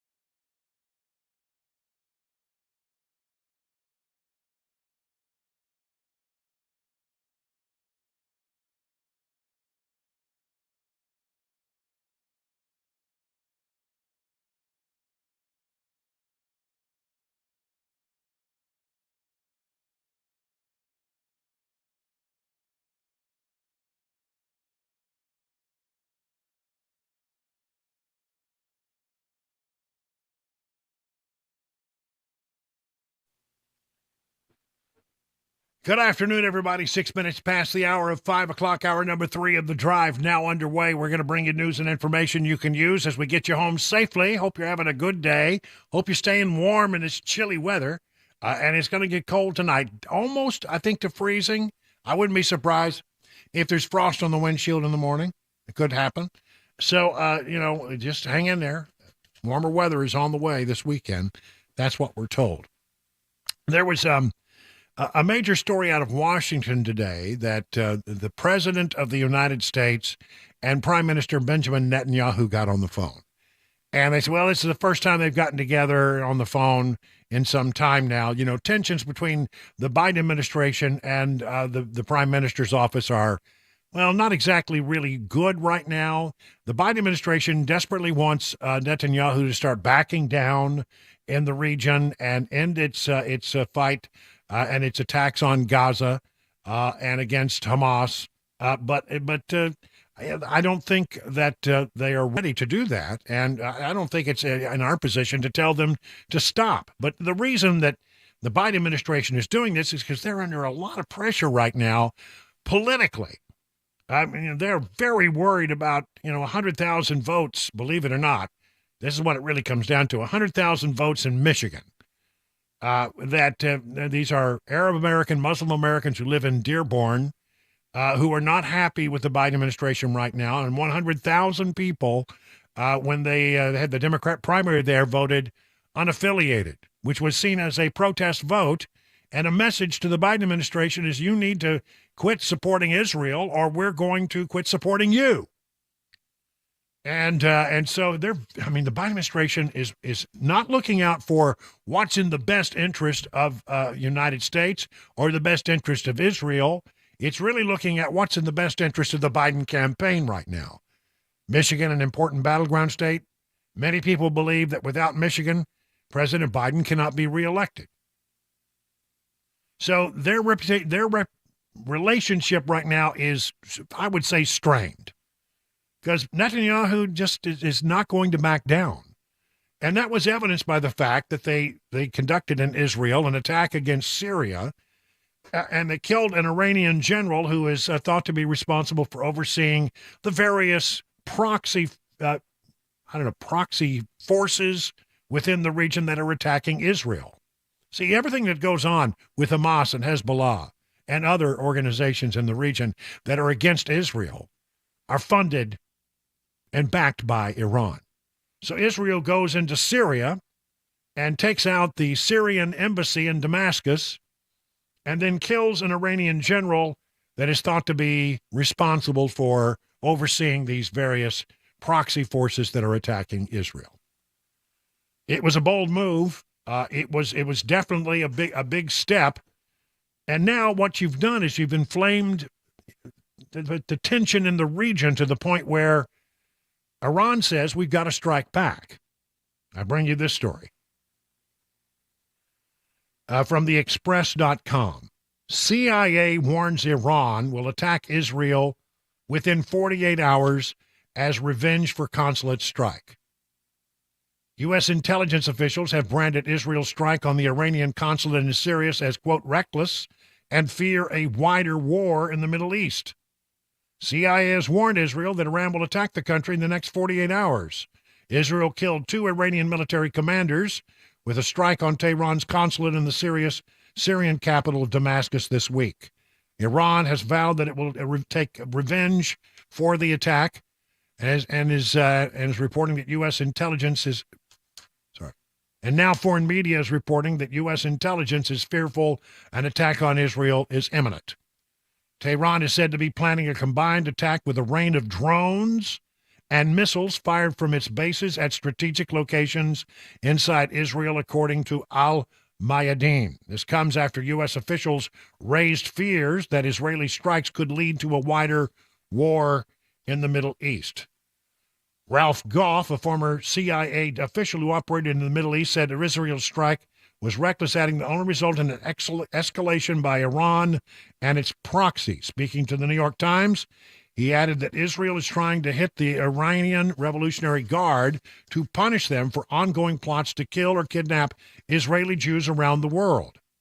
Former U.S. Central Command Chief and retired four-star General Kenneth F. McKenzie warns the attack was a blow for Iran. He also said Iran's options to hit Israel are very, very limited. The Israelis are not going to back down. Well, no, nor should they. But will this escalate? Will this escalate into a full-blown Mideast war? I have a feeling that that's what Biden and Netanyahu were talking about on the phone. I mean, certainly I think Biden wanted to talk about maybe a ceasefire. I think that's what he would like to see right now because that would help him out politically. But how much of it was actually spent talking about what's going to happen if Iran actually does, or what do we know about Iran's ability to strike at the heart of Israel directly? If Iran directly responds, I think Israel will respond again, and that what we have then is a full round of escalation. I have a feeling that the diplomatic efforts are underway right now, and this is a hard thing for us to get involved in because we don't have any good relationships with Iran. They are non-existent, quite frankly, and there aren't many other countries that do. I think that there was a great deal of concern about this in the Biden administration. I think that they've been watching Iran very closely. And after this attack against the Iranian embassy in Syria, it seems to me that this thing is about to potentially spiral out of control. From thesun.com, Israel's war cabinet meets over threat of imminent attack by Iran. Israel is beefing up its air defenses and calling up reservists as it braces itself for a possible retaliation from Iran. Israel's war cabinet met last night to discuss the threat of an imminent attack after Iran vowed revenge for a strike that killed several of its top commanders. Iran has accused Israel of the deadly blitz on its Syrian consulate, which has plunged the Middle East further into crisis amid fears of an all-out war spiraling across the region. The embassy in Damascus was reduced to rubble by strikes which Iran said were carried out by Israeli F-35 jets. They weren't our F-35 jets. And by the way, Iran has not actually ever commented on whether or not they carried it out, which is their policy. But it is widely thought that it was Iran that carried out these attacks.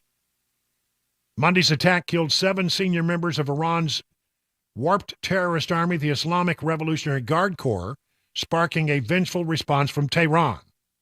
Iranian President Ibrahim Raisi immediately pointed the finger of blame at Israel, labeling the hit a cowardly crime, and fumed that the deadly strike will not go unanswered.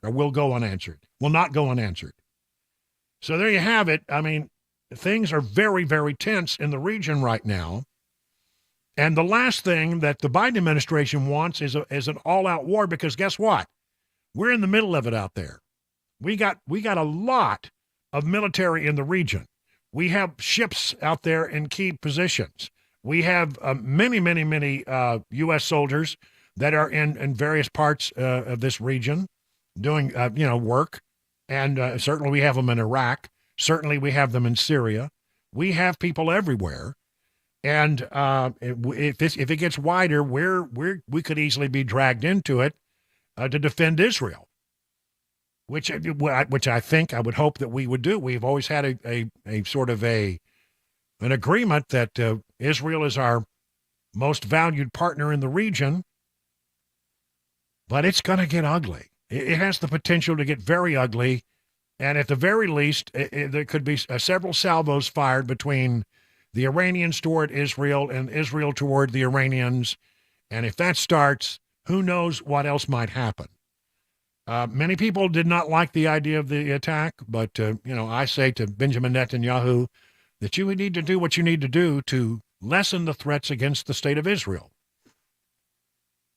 This thing could spiral out of control. So, again, just to recap, CIA has says that according to some reports, that an attack could happen within the next 48 hours. Iran has said, there will be an attack, there will be retaliation, and so, we take them at their word. I think, there won't be any surprise if that happens. But what will it be proportional? Listen, the way it looks right now, this thing has the potential to really, really go up. Now, what's happening on the world oil market as a result of this? Brent crude has gone up to $91 a barrel. That's up $1.74 today, or about 1.74%, I'm sorry, up to $91 a barrel. West Texas Intermediate crude now selling for a little under $90 at $86.88 a barrel. So we're going to see gas prices go up. We're going to see oil prices go up. If oil price of oil goes up, and the one way to make sure that the oil prices go up is that there's some kind of conflict in the Middle East. Who will take sides with whom? What will happen if Iran stages a major attack against the state of Israel? And what will be our response since we're out there? Will we try to intercept the missiles? Will we try to intercept the drones? Will our military stand by and do nothing, or will they get involved in order to protect Israel? These are all major questions right now, and tensions in the region are taut, very high. So we'll watch this and see what happens, but I would tell you, do not be surprised if you wake up in the next day or so and the main headline is that Iran has carried out an attack against Israel. And then don't be surprised if Israel then returns and conducts another attack against Iran. And then it's, well, who knows? Who knows how it could go? All I know is the region is on tenterhooks, and we're out in the middle of it. We've got aircraft carriers and ships out there and various bodies in the region. And we've got a lot of people in the region who could get in the middle of it. So I believe that when you hear that Biden and Netanyahu are talking, I think it probably is a pretty high-level discussion about what the United States intelligence community knows about Iran's plans, what they are seeing with their national technical means, the satellites that can view and catch communications from that part of the world, and what we know. I bet it's a sharing of intelligence as well as a discussion about other matters that the Biden administration has, other issues they would like to talk about with regard to ending the war in Gaza. We'll call it 19 minutes now past the hour of 5 o'clock on Super Talk.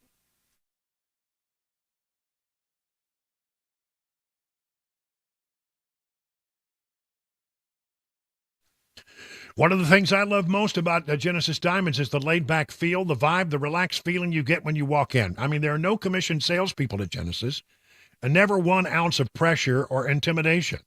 If you're a diamond expert or if you don't know anything about diamonds, they will make you feel at home and at ease. And you can see a wide array of GIA-certified diamonds all in your price range, every shape. If you're looking at lab-grown diamonds, Genesis has those as well, at prices way, way below what others sell them for. When it comes to the ring, well, Genesis has the ring designers from other stores can't even get. All the top brands from trusted, renowned designers like Tacori and Verragio. And all that plus free service for life on any purchase, designer jewelers that you can't find in other stores, 110% diamond upgrade guarantee, and an incredible selection of pristine luxury-owned Rolexes. Don't miss it. For your special occasion coming up, get the most value, the highest quality, and the best overall experience at Genesis Diamonds, 2 locations, Green Hills and Cool Springs. Hey, it's Dan Mandison. I love My Patriot Supply. It's emergency food so you can care for your family no matter what. And today, we're fixing creamy chicken flavored rice. And the thing I love about My Patriot Supply, it's easy. You just get the water, turn on the heat, and in minutes, we are ready to go. Now, this food lasts for 25 years in special packaging, and yes, it does taste great. And in just minutes, it's ready to eat. Patriots don't rely on the government to take care of their family in emergencies. It's up to you. Order right now and get $200 off a 3-month food kit. It's important to go to preparewithmandis.com to get that great discount. That's preparewithmandis.com to get that great discount. Preparewithmandis.com. $200 off a 3-month food kit.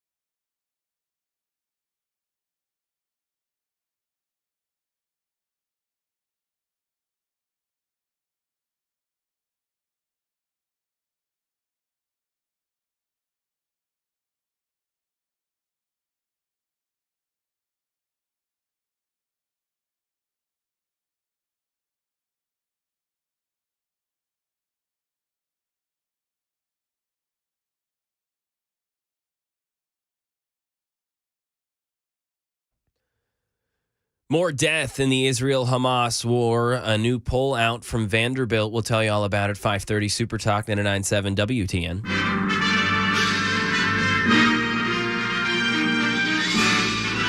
Spanning the globe to bring you the constant variety of sport, the thrill of victory, and the agony of defeat. It's time for Mac Morey's wild world of sports. And now, without further ado, let's get to the man, the myth, the legend, the man you love more than life itself. I don't know. I'm running out of superlatives. The one, the only, Mac Morey, ladies and gentlemen. Wow.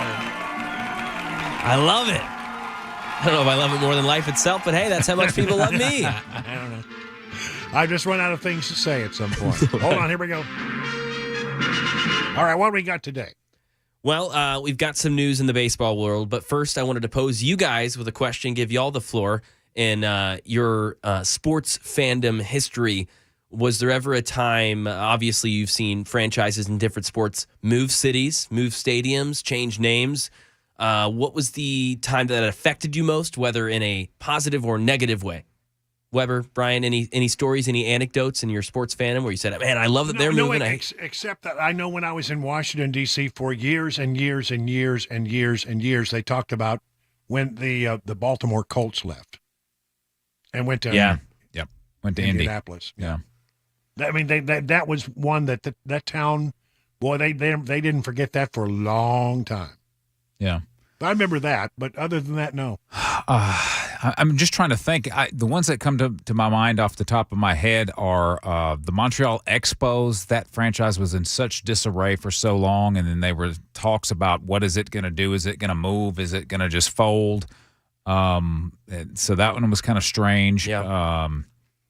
And then I guess NHL expansion was big. This wasn't a team moving necessarily, but I remember being in Georgia at the time when the Thrashers came on board. Oh, that's cool. That was a big deal just because hockey in the South. At the same time, the Preds came here to Nashville, so that was a big moment. But I can't really think of any truly impactful decisions like the one that we're dealing with now. I mean, yeah, and you're alluding to it. What we're talking about is the Oakland Athletics, who will be moving to Las Vegas. Now, this was announced, and it was kind of a shocker. Oakland fans, I don't know if it was a shocker due to their stature as a franchise, but they've been in Oakland a long time, and they've grown a steady fan base there, and they are going to move to Las Vegas. Now, that can't happen yet. They don't have a stadium there, so they're hoping that's all done by 2028. That's their hope. It may be later.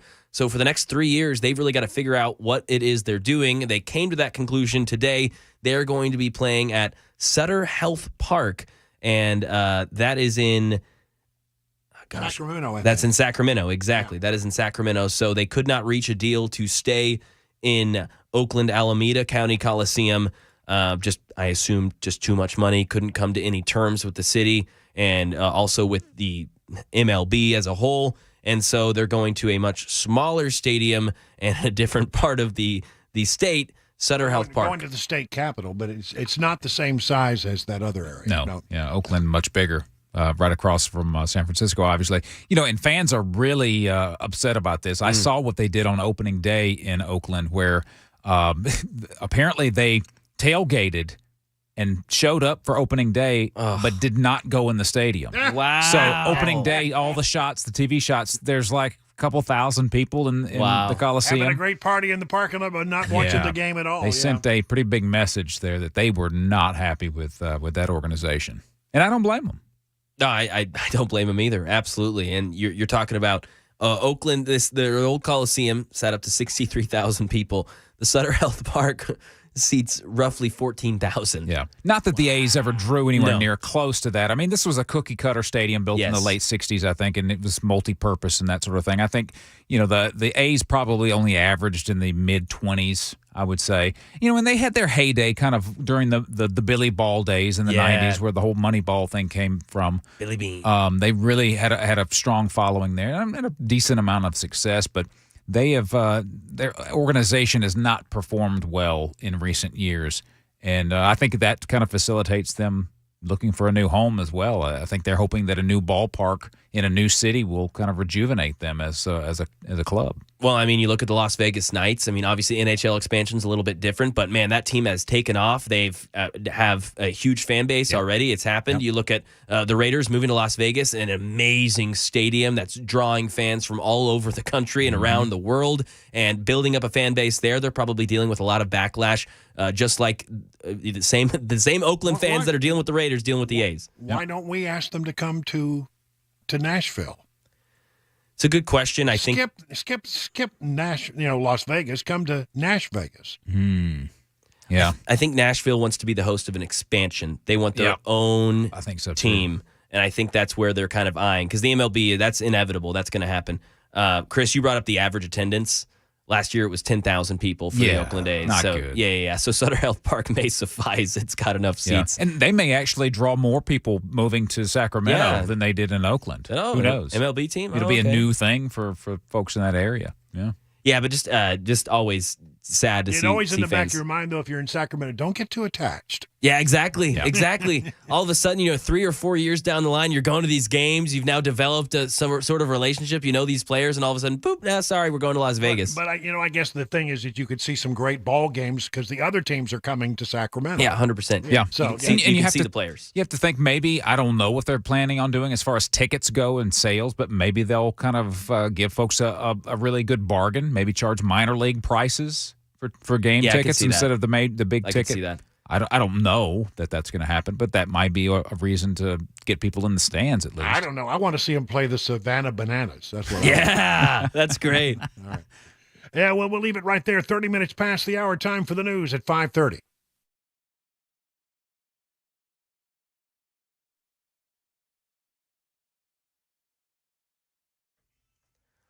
$5:30, Mac Maury with your top stories. 49 degrees in Music City. Could get below freezing tonight, even tomorrow night. Got a latest traffic report. Weather forecast in 5 minutes. The Biden administration appears to be pulling away from its unconditional support for Israel after that country's troops killed 7 food aid workers in Gaza. Andy Field details this threatened U.S. policy change. Secretary of State Antony Blinken saying the U.S. cannot sit silently while Israel's war on Hamas kills scores of civilians. If we lose that reverence for human life, we risk becoming indistinguishable from those we confront. White House National Security spokesman John Kirby saying if they don't see changes from their side, there will have to be changes from our side. And there's a new poll about people's sentiments about Nashville. Of the 1,014 respondents to the Vanderbilt poll, 53% think Nashville's headed in the right direction. That reflects the first increase for that category in 4 years. Also, Mayor Freddie O'Connell enjoys a 71% approval rating, and that includes a majority of Republicans, 56%. But when it comes to affordability, only 9% of residents feel they can afford to buy a home in their current Nashville neighborhood, and those concerns exist at all ages and at all income levels. Ken Weaver, WTN News. And the poll shows Nashvillians think crime and traffic are the most important issues for the city. That's the latest news, weather, traffic next. I'm Mac Maury, WTN News. Hey, what's up, guys? This is Matt Murphy for Members Nutrition. I want to tell you about the Members Nutrition difference, and I want to encourage you to go over to the Members Nutrition website. Number one, they believe at Members Nutrition that they can sell vitamins and supplements at a lower cost point, and they're doing it every single day at membersnutrition.com. Number two, they want to make these products right here in the United States of America, not from some overseas company, and they do that every single day. I encourage you to go to membersnutrition.com. You'll get 50% off your purchase price at checkout. You don't have to put in any codes. Just go to membersnutrition.com. Once again, membersnutrition.com.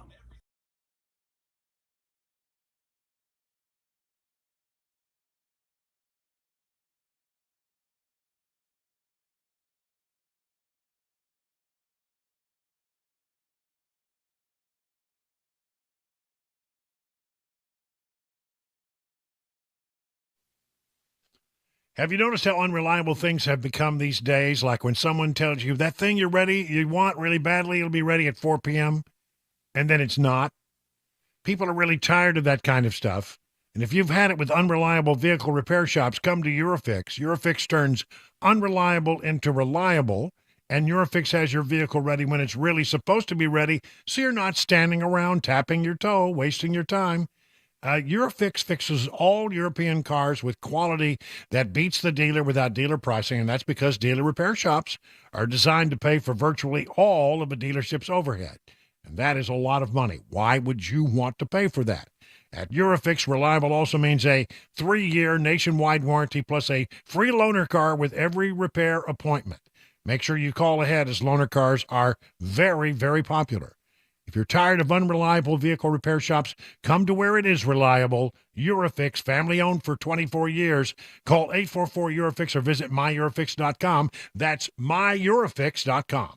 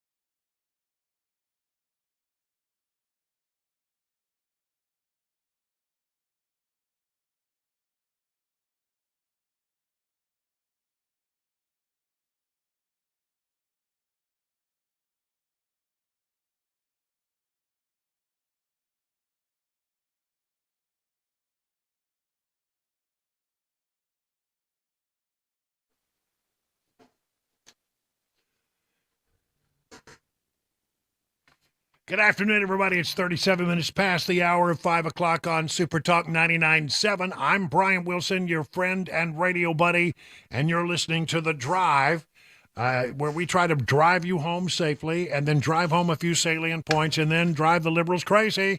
That's it's an extra added benefit of this show, what we do every day. Let's look at some border stuff, and I've got some stuff coming hot off the printer right now as we speak. So let me get that all collected here. Okay, first of all, this is really troubling to me because I think that the people in the government of China, communist China, are actually trying to take advantage of the chaos on our border. And I believe that to be true. Joe Biden regime has seen Joe Biden regime has overseen a surge of over 140,000 Chinese illegal aliens since fiscal year 2021. Most of them are military-aged men. This surge represents a threat to national security, with El Centro Sector Chief Patrol Agent Gregory Bovino recently discussing in an incident which a Chinese national infiltrated a Marine Corps base near the border. Bovino confirmed the purpose and intent behind his actions is still being investigated.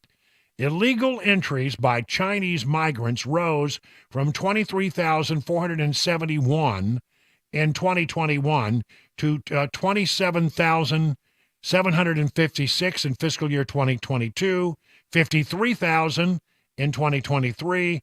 Reports of 36,900 apprehensions through February of 24. That's right, from October to February, 36,000. Wow. The influx has been partly facilitated by TikTok, controlled by the Chinese government, with the council on the platform providing detailed instructions on how to make the journey to the U.S. border. Despite the obvious security implications, the Biden regime weakened the vetting process for Chinese illegal aliens in April of 23. This story, no doubt the cartel firmly in charge at the southern border, threatening to gather intel on sheriffs. That's unbelievable. Every day, it seems, the situation at the southern border, the situation that Joe Biden and Democrats created, writes Red State, gets a little worse and a little scarier. Democrats' idea of inhumane seems to be drug and human trafficking girls and women raped regularly and illegals living on the street of American cities with nowhere to go once they get there. It's no secret that the drug cartels have made billions, that's right, it's true, under Joe Biden's watch and have, for the most part, taken over control of the border, and they're becoming more and more brazen about how they do it. On Tuesday, during an appearance on News Nation, Terrell County Sheriff Thaddeus Cleveland stated that cartel members are taking advantage of modern technology and have taken to social media to threaten sheriffs, including himself and other officials. Cleveland went on to say that cartel members consistently check his Facebook account. As Cleveland said, he posts about the sheriff department's work along the border. It's because of that work, he says, he's been called vulgar and unpublishable names and had threats made against him. Perhaps the scariest part, members warned Cleveland, that they are watching him and his woman. Not only are cartel members threatening Cleveland and other law enforcement officials, but also stated they are gathering intel on those officials through social media accounts. He continued saying that over his 26 years of law enforcement, cartel members have put hits out on agents at various times, but like many in law enforcement, he says the threats come with the job, saying, quote, "You know it's something that comes with the position of being in law enforcement. You take that risk and you don't let it consume your thoughts or your mind." Colorado community threatens to seize and fine the buses that drop illegal immigrants. They're saying no more freeloading. Bus companies could be fined $1,000 per passenger under a new county ordinance in Douglas County, Colorado. Commissioner George Teal says that this is happening. One county in Colorado taking direct action to combat the migrant crisis, putting bus companies on notice not to stop or drop off illegal immigrants in their community. He said his community, which is home to a large Republican population, is not a sanctuary city, and that the new ordinance is reflective of that. No more freeloading. We thought this ordinance was required to make sure we can keep our community safe.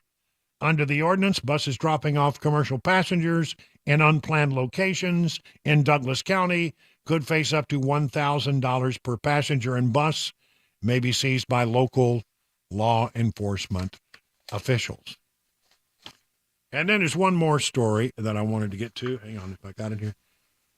Yeah, I don't have it. It was basically that we had Greg Abbott was in New York today on Fox and Friends. And he was talking about how the battle goes on and how they're not going to give up on that, that they feel so strongly about doing what they need to do. Here it is. I'll pull it up real quick. Texas Governor Greg Abbott joined America's Newsroom on Thursday to explain how President Biden's approach to the border increases national security risk for the state and the entire country. Here's what Abbott said. Let's be clear. The administration is doing nothing to stop terrorists from coming across the border. They are knowingly allowing them in, and there's two categories here. There are two categories here. The terrorists will pay extra not to be caught, which means that the number that we've caught, which is extraordinary, there's far more than have gotten across at the border. Also, last month, FBI director talked about a potential 9/11 type terrorist attack because of the terrorists who are coming across our border. The chief job of the President of the United States, says the governor of Texas, is national security. President Biden is failing at national security. He is. He's so right about this. Why is it that people aren't screaming about this from the rooftops? Absolutely. Absolutely, we are more in danger than we have ever been because our border is wide open. And you know, there's a certain number of people who come over and they want to have contact with the Border Patrol. That's all they care about. They want to have contact, get their piece of paper, be given a clearance to go ahead, piece of paper that would say, hey, we'll see you in court eventually, 7, 8, 9 years from now. And then just, they take off. They immerse themselves into the fabric of America. But there are other people who pay extra to come across the border and to not have an encounter with law enforcement. You pay more for that. So what are those people hiding? Well, they're hiding probably criminal backgrounds. And in some cases, I think that intelligence agencies around the world, like the Chinese and others, are using these coyotes to smuggle in their people. I mean, if you have an intelligence agency and you are not a friend of the United States, why in the world would you not use this as a way to get people into the country? Of course you would. Of course you would look and say, look here, there's chaos on the border. We can slide our people into this country right now undetected. They'll never even come in contact with law enforcement. There's such chaos down there. Let's take advantage of their chaos. I forget, there's an old saying about what the Chinese characters for a disaster. It's the two characters for chaos and opportunity. In chaos, there is opportunity. Absolutely. And what we have on the border now is utter chaos. And the people are coming in, including right now, let's add it up. I say it all the time. 1.8 million known gotaways. Add in the unknown gotaways, it goes up to somewhere around 2 million people. We don't know who they are. We don't know what they're up to. We don't know where they're going. But I have a feeling that out of 2 million people, there are more than a few of those people who got past law enforcement and got into this country who do not have our best interest at heart. The governor is right. And we every day we can find a story where some really bad actor who avoided police contact got into our country and has committed a crime. So we got crime on the increase. But I have a feeling that there's another shoe to drop here. And it keeps the Secretary of Homeland Security, whether he admits it or not, up at night. It definitely keeps the director of the FBI up at night. Something could happen here because we have been so lax in our border. And if it happens, and God, I really pray that somehow our law enforcement, our counterterrorism people are continually having great luck in tracking these people down. But it's an overwhelming job at this point. They're being swamped as well with concerns. Too much to cover. I hope I'm wrong. I don't think I'm wrong. And if it does happen, God forbid, this is going to fall squarely on the shoulders of only one person, and that is Joe Biden. And I promise you, if something happens, oh man, then they'll be all about shutting down the border. But then it will be too late. Then it will be too late. What are these Chinese people doing coming across our border? What are they up to? Why are there so many of military-aged men coming across the border? Do you think they're all just looking for a better life?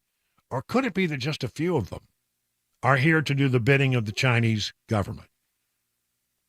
If you know anything about Chinese intelligence services and how they gather, they're quite devious and quite good at what they do.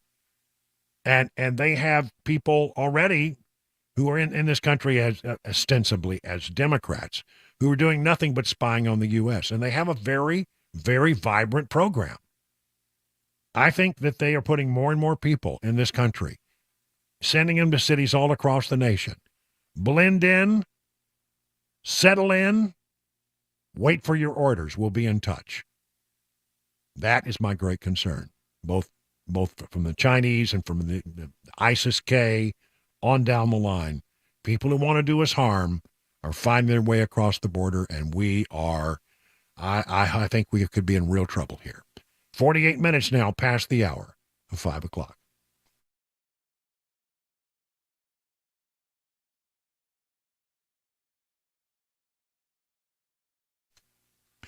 You know, the folks over at Beacon Capital Management, we really appreciate that they are one of our sponsors here on this program. And they got an event that they're going to be holding on the 20th of April. That's about 5 days after your taxes are all due. And it's a shredding event. They can help you shred any old documents you have. Just take it up to their parking lot there at the Beacon Capital Management parking lot, and they will help you shred it. That's right, free document shredding on Saturday, April 20th from 8 until 11. Have you thought about your retirement savings potential? You can find out in less than 30 seconds with Beacon Capital Management's free retirement savings calculator. Simple step-by-step calculator is easy to use. You'll get your results right away. And take the next step to your financial planning journey and see how much you could have saved by retirement and by now. And if you get there and you find out, man, I'm in trouble, well, then why don't you call this number? 615-488-9303. Again, 615-488-9303. Have them do a deep dive. Give them some information. Let them work something up for you. It starts with a simple phone call. You have nothing to lose except for the worry. 615-488-9303. The experts at Beacon stand ready to take your stress away. And as always, you can learn more at AskBeaconNow.com. The guaranteed offer is the easiest way to sell your home. It's really simple. We bring you an all-cash offer. You close in as little as 21 days. No home inspections, no lockboxes, no open houses. Go to markspain.com to get a guaranteed offer and start packing.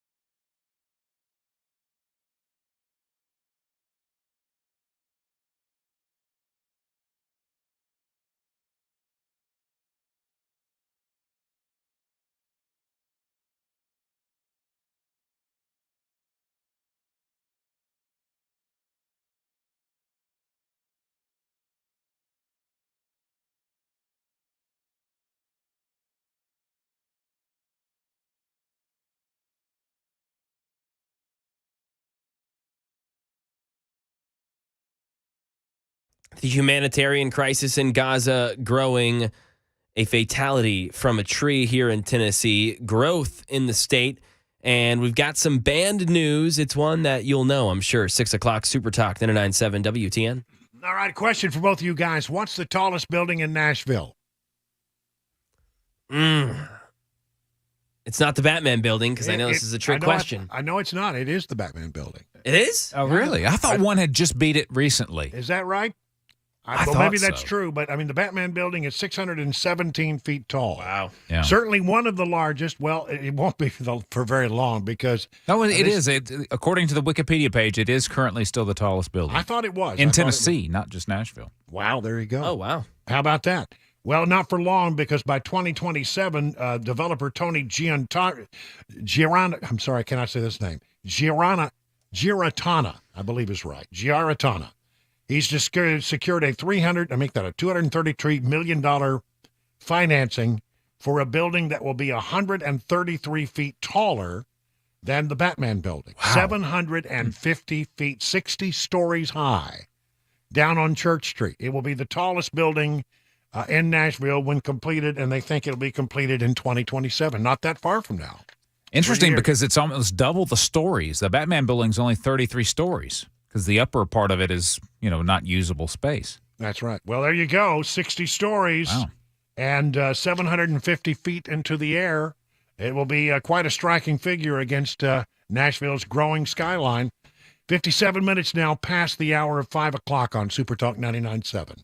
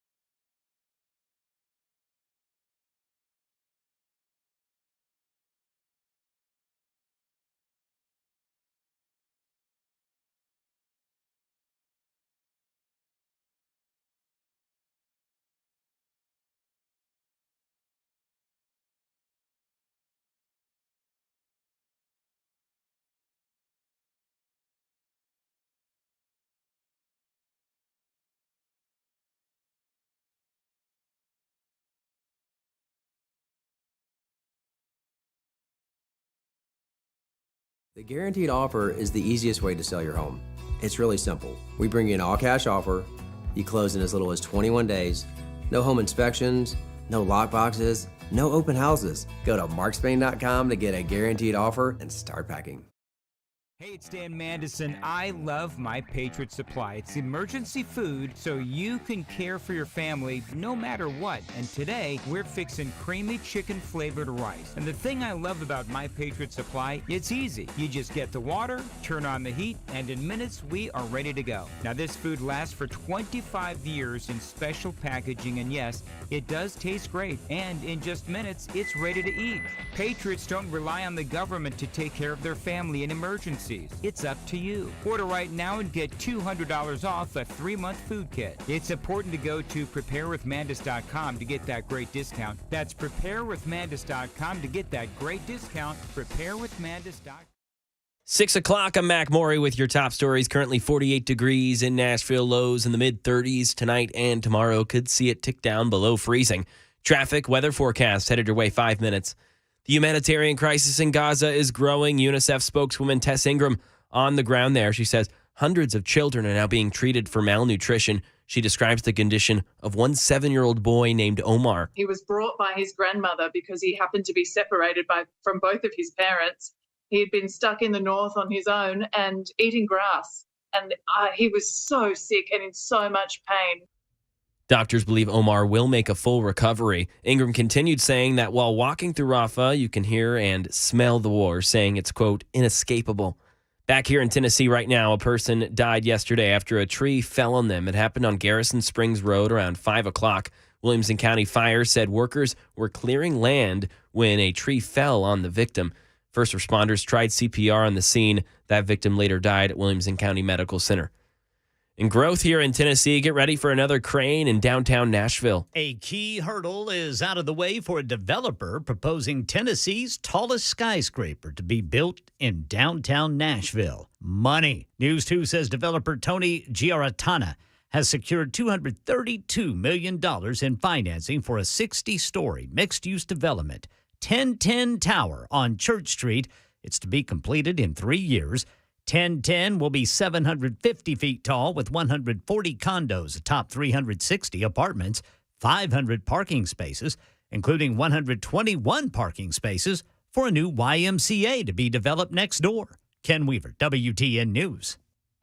Now to some entertainment news. One band known for selling a lot of stuff, selling more stuff. Jason Nathanson. Over the years, Kiss has sold everything from T-shirts to coffins, and now the band is the latest music act to sell its catalog. Swedish company Pophouse Entertainment Group has bought the band's music in a deal estimated to be worth over $300 million.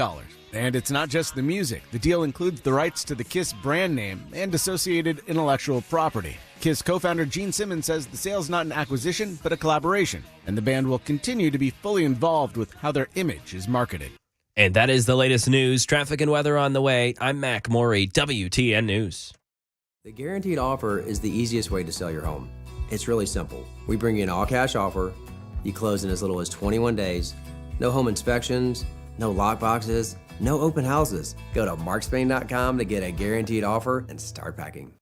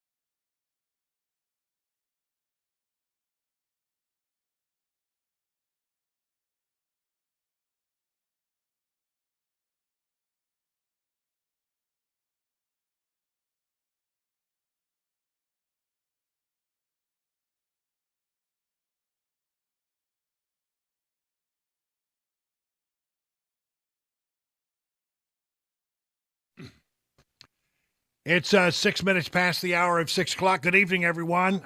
The fourth and final hour of the drive on this April 4th, 4/4/24. That's what it is. Hope you're doing well. Hope things are going well for you and you as you try to get home and get back to the family. I want to give you some information so you can walk in and have an intelligence conversation over dinner, or an intelligent conversation over dinner. Let's do some 2024 election news. We've got some developments today. Happened just about the time we were coming on the air. That we have been talking about how these third-party candidacies tend to take away from Joe Biden, and more than they do Donald Trump. Not always true, but most of the time when you look at the polls and they ask, okay, if it's just Trump versus Biden, then Trump wins by this much. But if you take the other candidates that are out there running, RFK and Stein and West and all of the others, then usually a few points come off of Biden and Trump wins by a larger margin. And so the question was, well, what is the no labels group going to be? I mean, there was one time where they were talking about Joe Manchin. Then they talked about Kyrsten Sinema. They talked about this person, Larry Hogan, who's now running for the Senate in Maryland instead. And they approached a ton of people trying to get, because they're set up apparently in 12 different states right now, already on the ballot. All you got to do is plug in the name. And they've been looking for somebody and looking for some sort of a bipartisan, maybe a Republican as the presidential candidate and a Democrat as the vice presidential candidate, or vice versa, hoping that they could find a middle ground. Well, recently, one of the people who are deeply involved in that, Senator, I've just blanked out, Senator from Connecticut, Joe Lieberman, Joe Lieberman, he died recently at the age of 82, and he's no longer a part of that movement. And today, No Label said they are not going to put forth a unity ticket in the 2024 presidential election. No Labels has always said that we would only offer our ballot line to a ticket if we could identify candidates with a credible path of winning the White House. No such candidates emerged, so the responsible course of action is for us to stand down. First broken by the Wall Street Journal today. One of the biggest question is whether No Labels would move forward with a third-party ticket in reaction to the unpopularity of President Biden and former President Trump. Leaders floated. Larry Hogan, South Carolina Governor Nikki Haley, Joe Manchin, Kyrsten Sinema, a whole bunch of others. Christie was mentioned for a while. All of those folks turned them down. So Democrats were keeping close tabs on No Labels as they devote more resources and targeted focus to third-party candidates that they deem could hurt them as spoilers. But as weeks and months passed with no candidates, some recalibrated to concentrate on Robert F. Kennedy Jr. He's doing pretty well out there, about 11% of the vote across the board. And it does take away, RFK Jr. takes away more from Biden than he does Trump. And that helps Trump. And by the way, Kennedy says he's not going anywhere. However, I think you got to take into consideration the fact that I don't think he's on the ballot in many states right now. And he's got to get that question figured out if he's going to have any impact at all. I mean, he can only have an impact on the election if he actually turns out to be on the ballot, right? All right. Also today, I told you earlier that the state of Nebraska now had a veto-proof majority in the state Senate, which meant that a supermajority over there in the state Senate. It's a very red state to begin with, Nebraska is. But one of the things that people thought was that was going to allow them to move Nebraska into a winner-take-all electoral college system. Right now, Nebraska, and I think it's Maine, are the two states where they don't do it winner-take-all. And so they thought, well, we've got this veto-proof majority now. A person who was a Democrat switched parties, become a Republican. So, this is going to happen. Well, today there was a vote, a key vote to make that happen, and it did not pass. It did not pass. Will they try again? I don't know. I don't know enough about Nebraska politics. but apparently it wasn't even close. A lot of people were not willing to change their system where it is awarded proportionally according to a ballot. And so, what this means is this was going to be one place where maybe Trump could pick up an extra delegate in the Electoral College count, but now that is on hold. And that's right. I'm being told it's unicameral. Nebraska is unicameral. Sounds like there's camels involved. Or one camel, at least. That's right. Sounds like a medical condition. Anyway, in one way or the other, Gallup poll enthusiasm of Republicans tops Dems. Newsmax.com. Republicans are more enthusiastic than Democrats about November's general election, according to the Gallup survey. Asked if they were more enthusiastic about voting in 2024 or 4 years ago, 59% of Republicans and Republican-leaning independents said they are more enthusiastic now. Only 35% of GOP voters said they are less enthusiastic this year. Among Democrats and Democrat-leaning independents, 55% said they were more enthusiastic to vote in 2024 than in 42, but the number of those who said they're less enthusiastic has gone up dramatically. What it means, bottom line, this is what it means.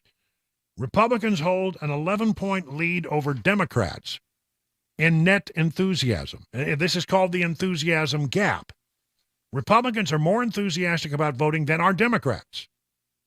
And that is a good thing when you're facing an election, because, when you're not very enthusiastic, you tend to not go to the trouble.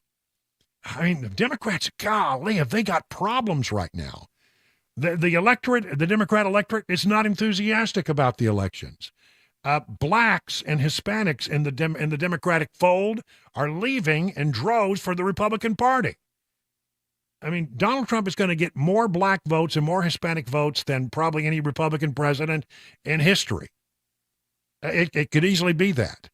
And every black Democrat who walks across and decides he's going to vote for Trump is a blow to Joe Biden's reelection efforts. And then they came out the other day and said that young people are leaving in droves. I mean, James Carville was having a hissy fit about it. Said it was horrifying to look at the numbers of how young voters in America who traditionally vote Democrat are now going to vote in bigger numbers for the Republican candidate. I mean, if you're a Democrat right now and you look at, the battleground polls, the number of black voters that are leaving the Democrat Party, the number of Hispanic voters that are leaving the Democrat Party, and then you just look at the enthusiasm gap, you've got to be panicked, which is why I still think that I wouldn't be surprised if at the convention, Democrats try to pull the old switcheroo. They hate Donald Trump so much. They just can't stand the thought of him getting reelected. And they're going to do everything they can, including if he gets down to the brass tacks at the convention. Don't be surprised. It'll be interesting. That's going to be a very interesting convention to watch. Yeah, will they wrap themselves around Joe Biden and try to pull him across the goal line?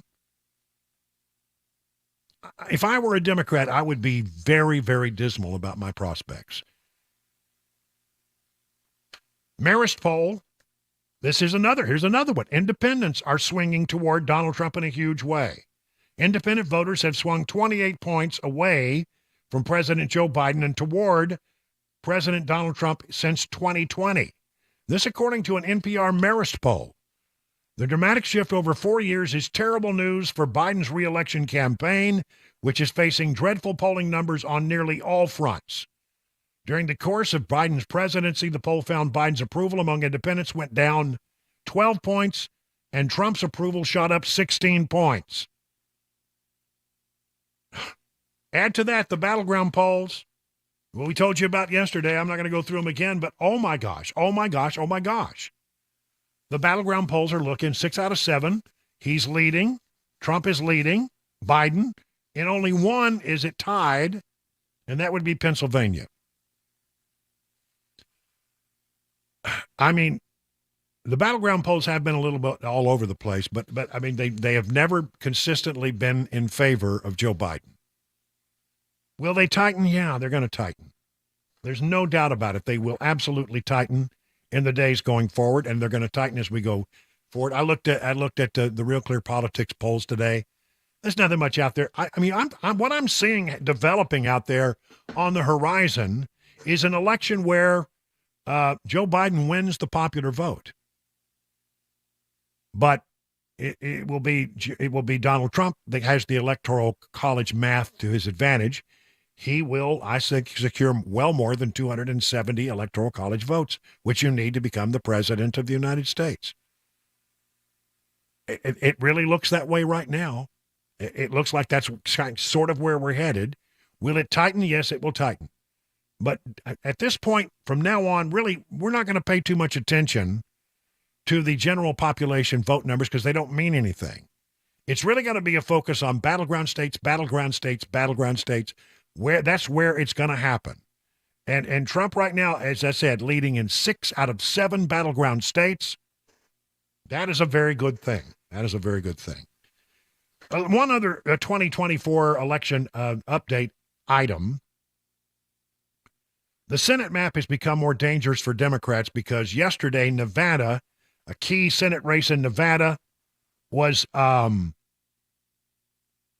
in the toss-up category. I made a mistake when I talked about this earlier. I need to straighten that out. Nevada Senate race now deemed to be a toss-up, making things more difficult for Democrats as they seek to hold to their slim majority in the upper chamber next year. The nonpartisan Cook Political Report shifted the race from being lean Democrat to toss-up on Wednesday, pointing to President Joe Biden's lagging popularity in the battleground state and the new electorate that has emerged over the last 4 years. The group particularly cited Senator Jackie Rosen's, Democrat of Nevada, lack of an established brand, noting that it could make it more difficult for the Nevada Democrat to overcome Biden's unpopularity on her own. I mean, Trump is doing well in the silver state of Nevada, and that's possibly because there's been a great deal of population movement. Nevada is sort of a transient state anyway. Because of what they do in Las Vegas, which is the major population center, there's always seemed like people moving in and moving out, moving in and moving out. And so there's a constant transient population. And apparently so many have moved in since Jackie Rosen first went to the Senate that nobody knows anything about her. And she doesn't have a brand.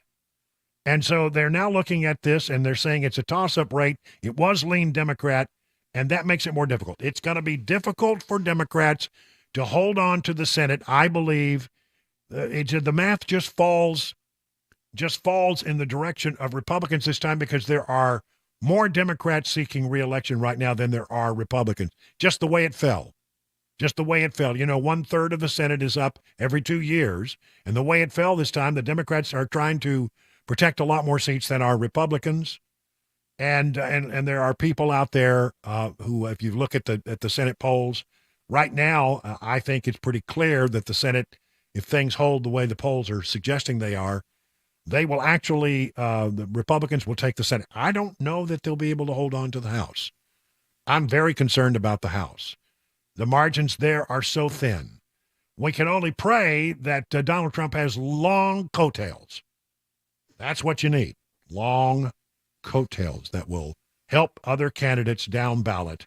That's the great hope. Now, coming up in a moment, not that I want to spend a lot of time talking about polls, but there's a Vanderbilt poll, and if you look at the headline, you're not really getting, I think, the best nugget of news out of that poll.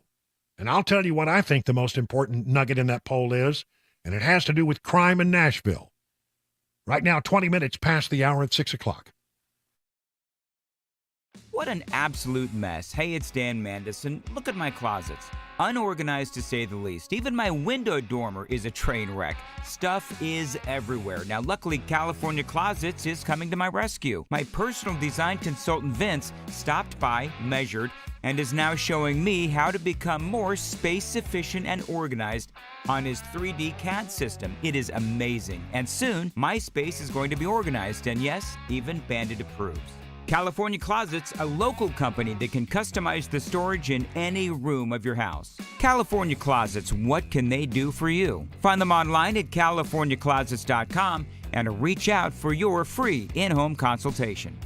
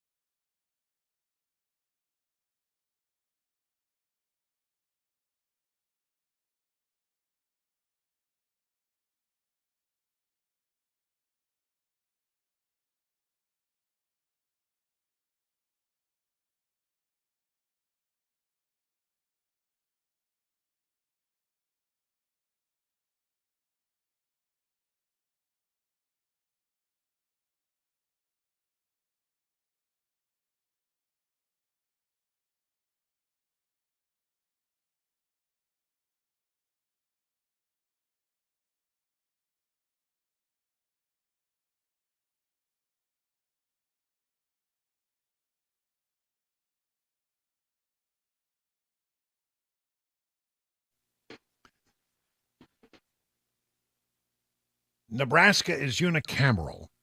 There are, I think, going to be 24, 25 senators in the next election. They call them state senators, but there is no House. But Republicans control the body now, and they just gained a person because one Democrat decided to cross the aisle, which gave them a veto-proof majority. However, despite that, they weren't able to change the Electoral College process in a test vote today. And so that there is some question now about whether or not that will actually happen, just to bring you a little more information on that. There's a poll, a Vanderbilt poll. You know how I feel about Vandy polls. Sometimes I don't know, I look at them and say, that doesn't jive with what I feel about the community. They don't seem to ring true, at least to me sometimes.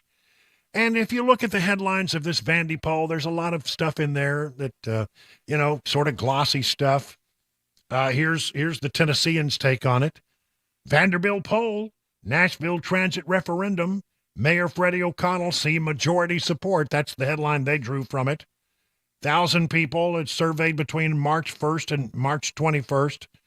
And I look at it, and you look at the numbers that you see in the headlines, and if that's what you report, and many news organizations in this town just simply went with what was ever in the press release. That was the story that they led with. But if you're alert, cunning, and sly, and you're a longtime listener to this program, you know you need to look at the internals of a poll. You need to dig into the poll beyond that glossy headline to find out what's going on. And I think the thing that I drew from it was, I think Channel 5 got it right. Vanderbilt poll shows the majority of Nashvillians consider crime and traffic as top priorities. But actually, it's a little different than that. I spent some time going through the poll today, and these are the top priorities of the people who were surveyed who live inside Nashville. It was really, one interesting thing was people who've been here for a short period of time, let's say less than 5 years, they feel very optimistic about the future of Nashville, and they believe that Nashville is headed in the right direction. If you've been here longer than 5 years, you're more likely to feel that Nashville is headed in the wrong direction. I think that's interesting. But here we go. The top priorities. Let's start with the most important the highest rating that they got for concerns was reducing crime. Those in the poll want to reduce crime in Nashville. They see that as the most important top priority. 67% said improving public education, and boy, can I agree with that. Beyond that, 63% rent more affordable. 62% said buying a home, make it more affordable. And it's not until you get down to topic number 5, 59% said traffic is the problem, the top priority. Well, we're having a big traffic referendum. We're going to be doing something about traffic, and Freddie O'Connell wants to fix the traffic. What about the top priority? What about reducing crime, Mayor? What are we doing about that? We don't have enough police officers on the streets. We don't have enough people out there patrolling, and it's a problem. We have this community policing idea, which I think is weakening law enforcement, not making it better. I really believe that. So, why not stop and say, let's have a referendum on crime? Let's find out what we can do to solve that problem. And I have some ideas. Be glad to talk to you about them, Mayor. I've said them many, many times. We need to catch people. We need to make it difficult for them to get out on bond if they're violent. If they get out on bond, then we need to try them for a jury of their peers, actually try them and not have a bunch of plea bargaining, and then put some people who are violent behind bars. You'll be shocked, stunned, and amazed at how quickly crime will come down. But there is this. Ask everybody in the poll this question. Is there any area within 1 mile of your home where you would be afraid to walk alone at night? 63% of Nashvillians said yes. Only 37% said no. Tells you everything about what the priorities ought to be. Less focus on making Nashville a safer place. Oh, sure, if you want to do something about traffic, that's fine and good. But don't forget the other priorities, Mayor Freddie O'Connell. It is 30 minutes past the hour of 6 o'clock. Hey, what's up, guys? This is Matt Murphy for Members Nutrition. I want to tell you about the Members Nutrition difference, and I want to encourage you to go over to the Members Nutrition website. Number one, they believe at Members Nutrition that they can sell vitamins and supplements at a lower cost point, and they're doing it every single day at membersnutrition.com. Number two, they want to make these products right here in the United States of America, not from some overseas company, and they do that every single day. I encourage you to go to membersnutrition.com. You'll get 50% off your purchase price at checkout. You don't have to put in any codes. Just go to membersnutrition.com. Once again, membersnutrition.com.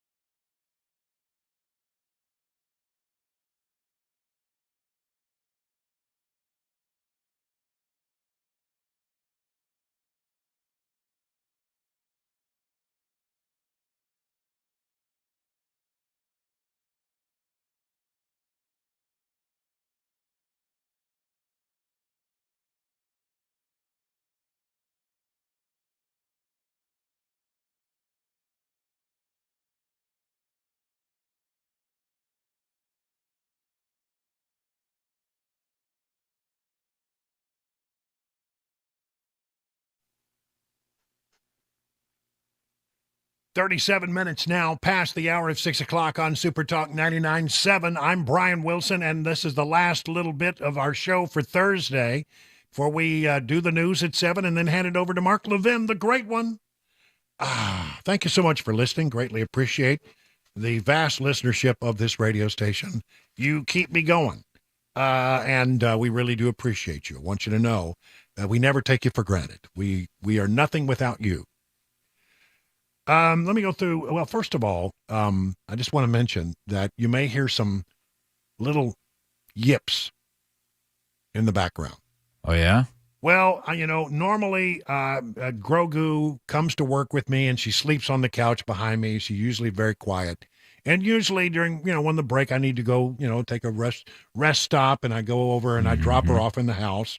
And then she's there when Cabana Wife comes home, but Cabana Wife's not coming home. She's on a trip to Texas for the weekend, long weekend trip. So we're batching it, and she's still here. And my dog is sitting right behind me just staring at me. Like, can we go now? Can we go now? I never stay this long. Why are you making me stay here? And when she does that, she goes, so you may hear that. Please ignore. My show is being attacked by a French bulldog. She's built for a 3-hour show, not a 4-hour Not a 4, show. that's right. About 3 hours is about all she can take. Then she needs to go do something else. And it's not that she needs to go outside. I mean, I would understand that, but she just gets bored after a while. She's had enough. She's hearing me, sits here and listen to me yammer for 3 hours, and it's like all she can take. Let's see some stories that I want to get to. Former Trump prosecutor Nathan Wade accused of not paying his child support.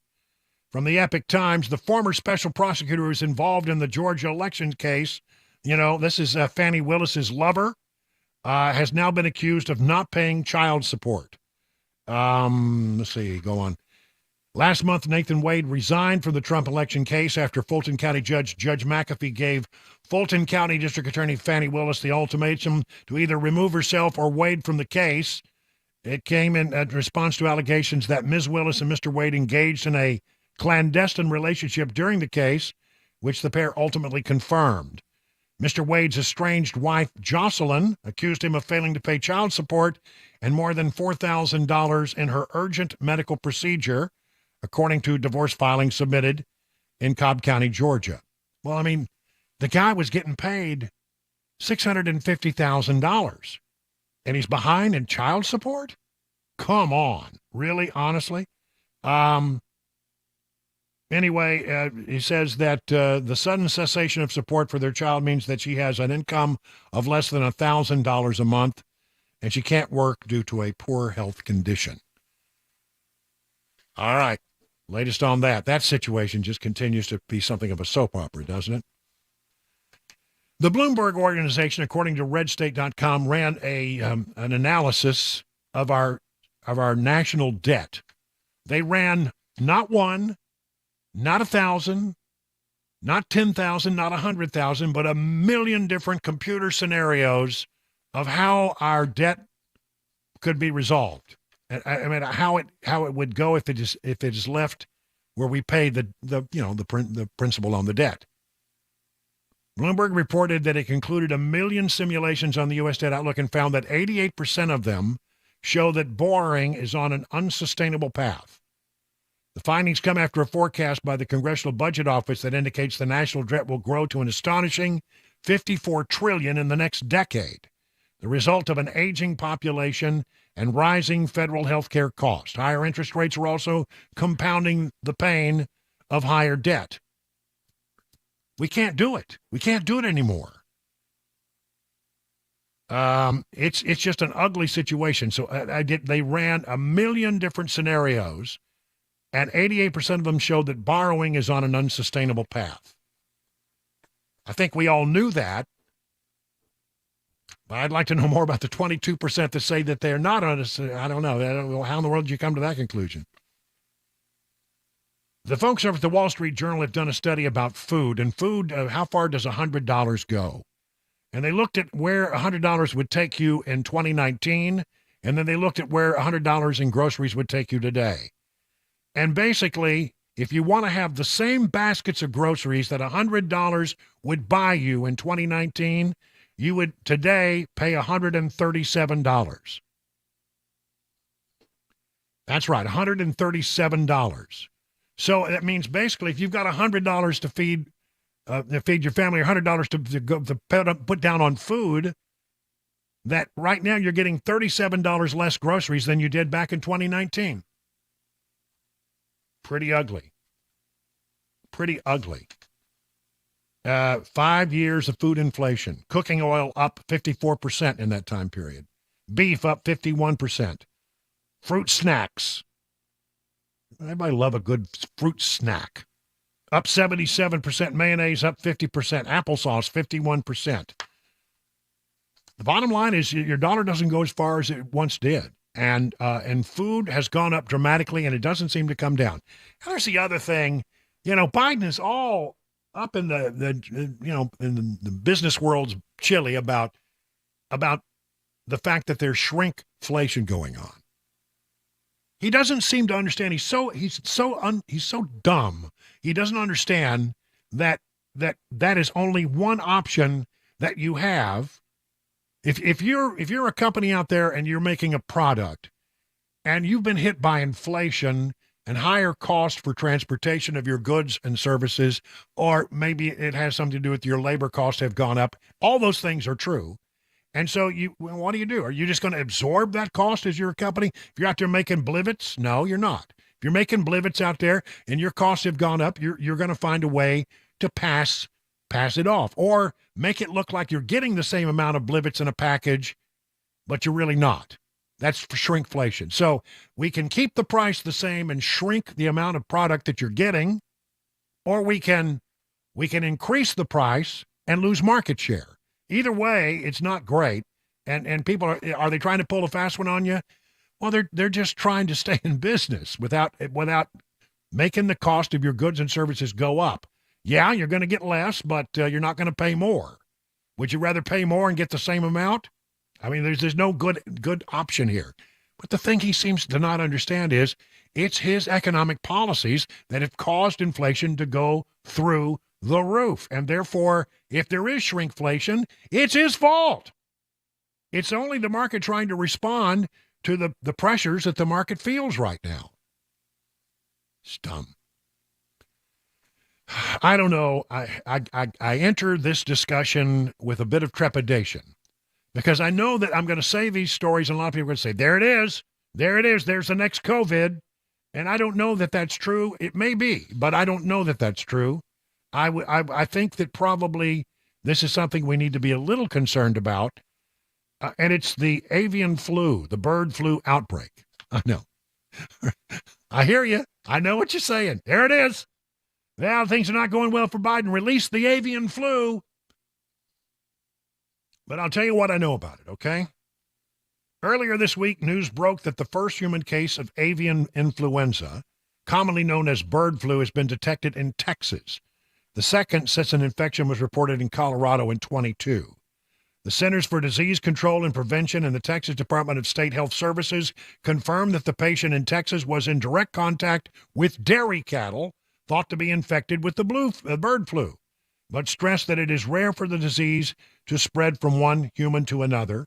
While this may have quelled initial fears, different concerns have since arisen. According to an April 2nd press release from Cal-Maine Foods, the largest egg producer in the U.S., chickens in one of its facilities in Palmer County, Texas, have tested positive for bird flu. That's right. First it hits the birds, and that has an impact on, well, the cost of chicken and poultry at the grocery store. It has an impact on the price of eggs. That could be a problem because when they have the bird flu, they just euthanize the entire flock. It's not like you can give the chickens a shot and get it over. They just do away with it. They don't want it to spread. And then here's the story. Bird flu spreads to cattle, raising fears on the farm. So, okay, first of all, your eggs cost you more because of bird flu. Your poultry costs you more because of bird flu. And then it spreads to cattle, raising fear on farms. Dairy farmers contend with the avian influenza outbreak believed to be spread by wild birds. No safety risk to milk, however, they say. An avian influenza outbreak that has led to the death of about 80 million birds over the past 2 years is now sickening dairy cattle, temporarily curbing their milk production and prompting some states to increase restrictions on the livestock that are crossing state lines. Concern that the disease could spread to beef cattle and hurt consumer meat demand has roiled livestock markets. Farmers are ramping up preventative measures, drawing on poultry industry tactics to drive off wild birds known for spreading the disease. Near Bruton, Minnesota, dairy farmer Lucas Solstrom said he is planning more precautions with his 200 dairy cows, such as putting out just 3 gallons of raw milk into 5-gallon containers to prevent any splashing or spills while it is hauled away to be pasteurized, which would then eliminate any potential viruses. He's considering laser systems that may shoo away wild birds used by some poultry farmers, though he isn't sure if the investment makes sense yet. We just don't know how to battle something so new. The U.S. Department of Agriculture over the last 2 weeks has reported the bird flu in more than a dozen dairy herds in states including Texas, Kansas, New Mexico, Michigan, and Idaho. No infected dairy cows have died from the malady, according to USDA, and infections have been limited to older dairy cows, which have recovered after experiencing mild symptoms. The virus has been detected periodically in other mammals such as minks, seals, and goats.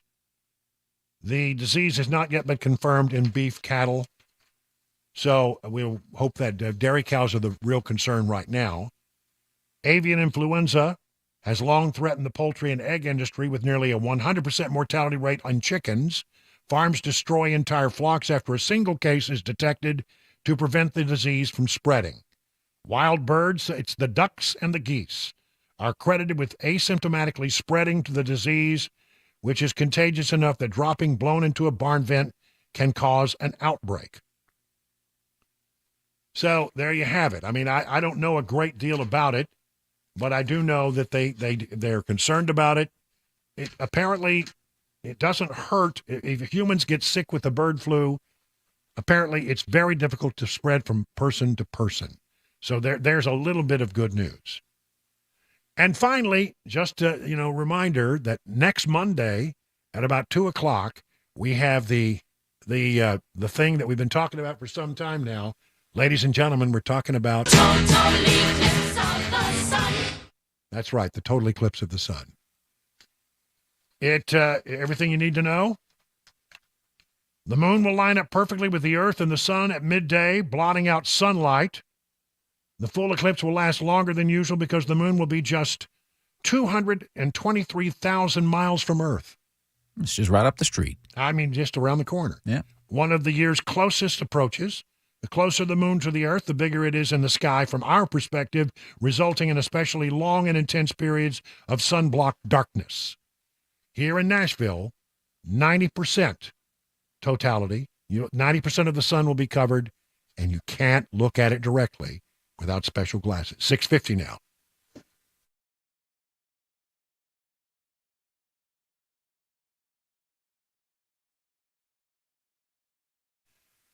Grace Point Healthcare is the standard for affordable, comprehensive, and convenient medicine. How? Well, as a direct pay provider, your health care is delivered without the red tape of an insurer's guidelines.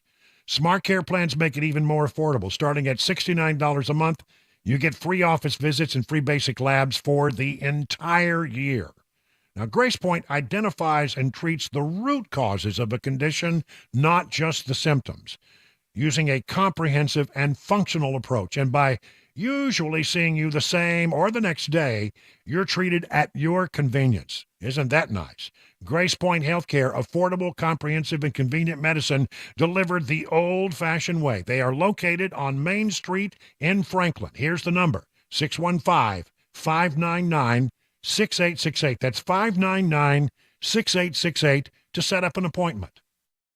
Hey, what's up, guys? This is Matt Murphy for Members Nutrition. I want to tell you about the Members Nutrition difference, and I want to encourage you to go over to the Members Nutrition website. Number one, they believe at Members Nutrition that they can sell vitamins and supplements at a lower cost point, and they're doing it every single day at membersnutrition.com. Number two, they want to make these products right here in the United States of America, not from some overseas company, and they do that every single day. I encourage you to go to membersnutrition.com. You'll get 50% off your purchase price at checkout. You don't have to put in any codes. Just go to membersnutrition.com. Once again, membersnutrition.com.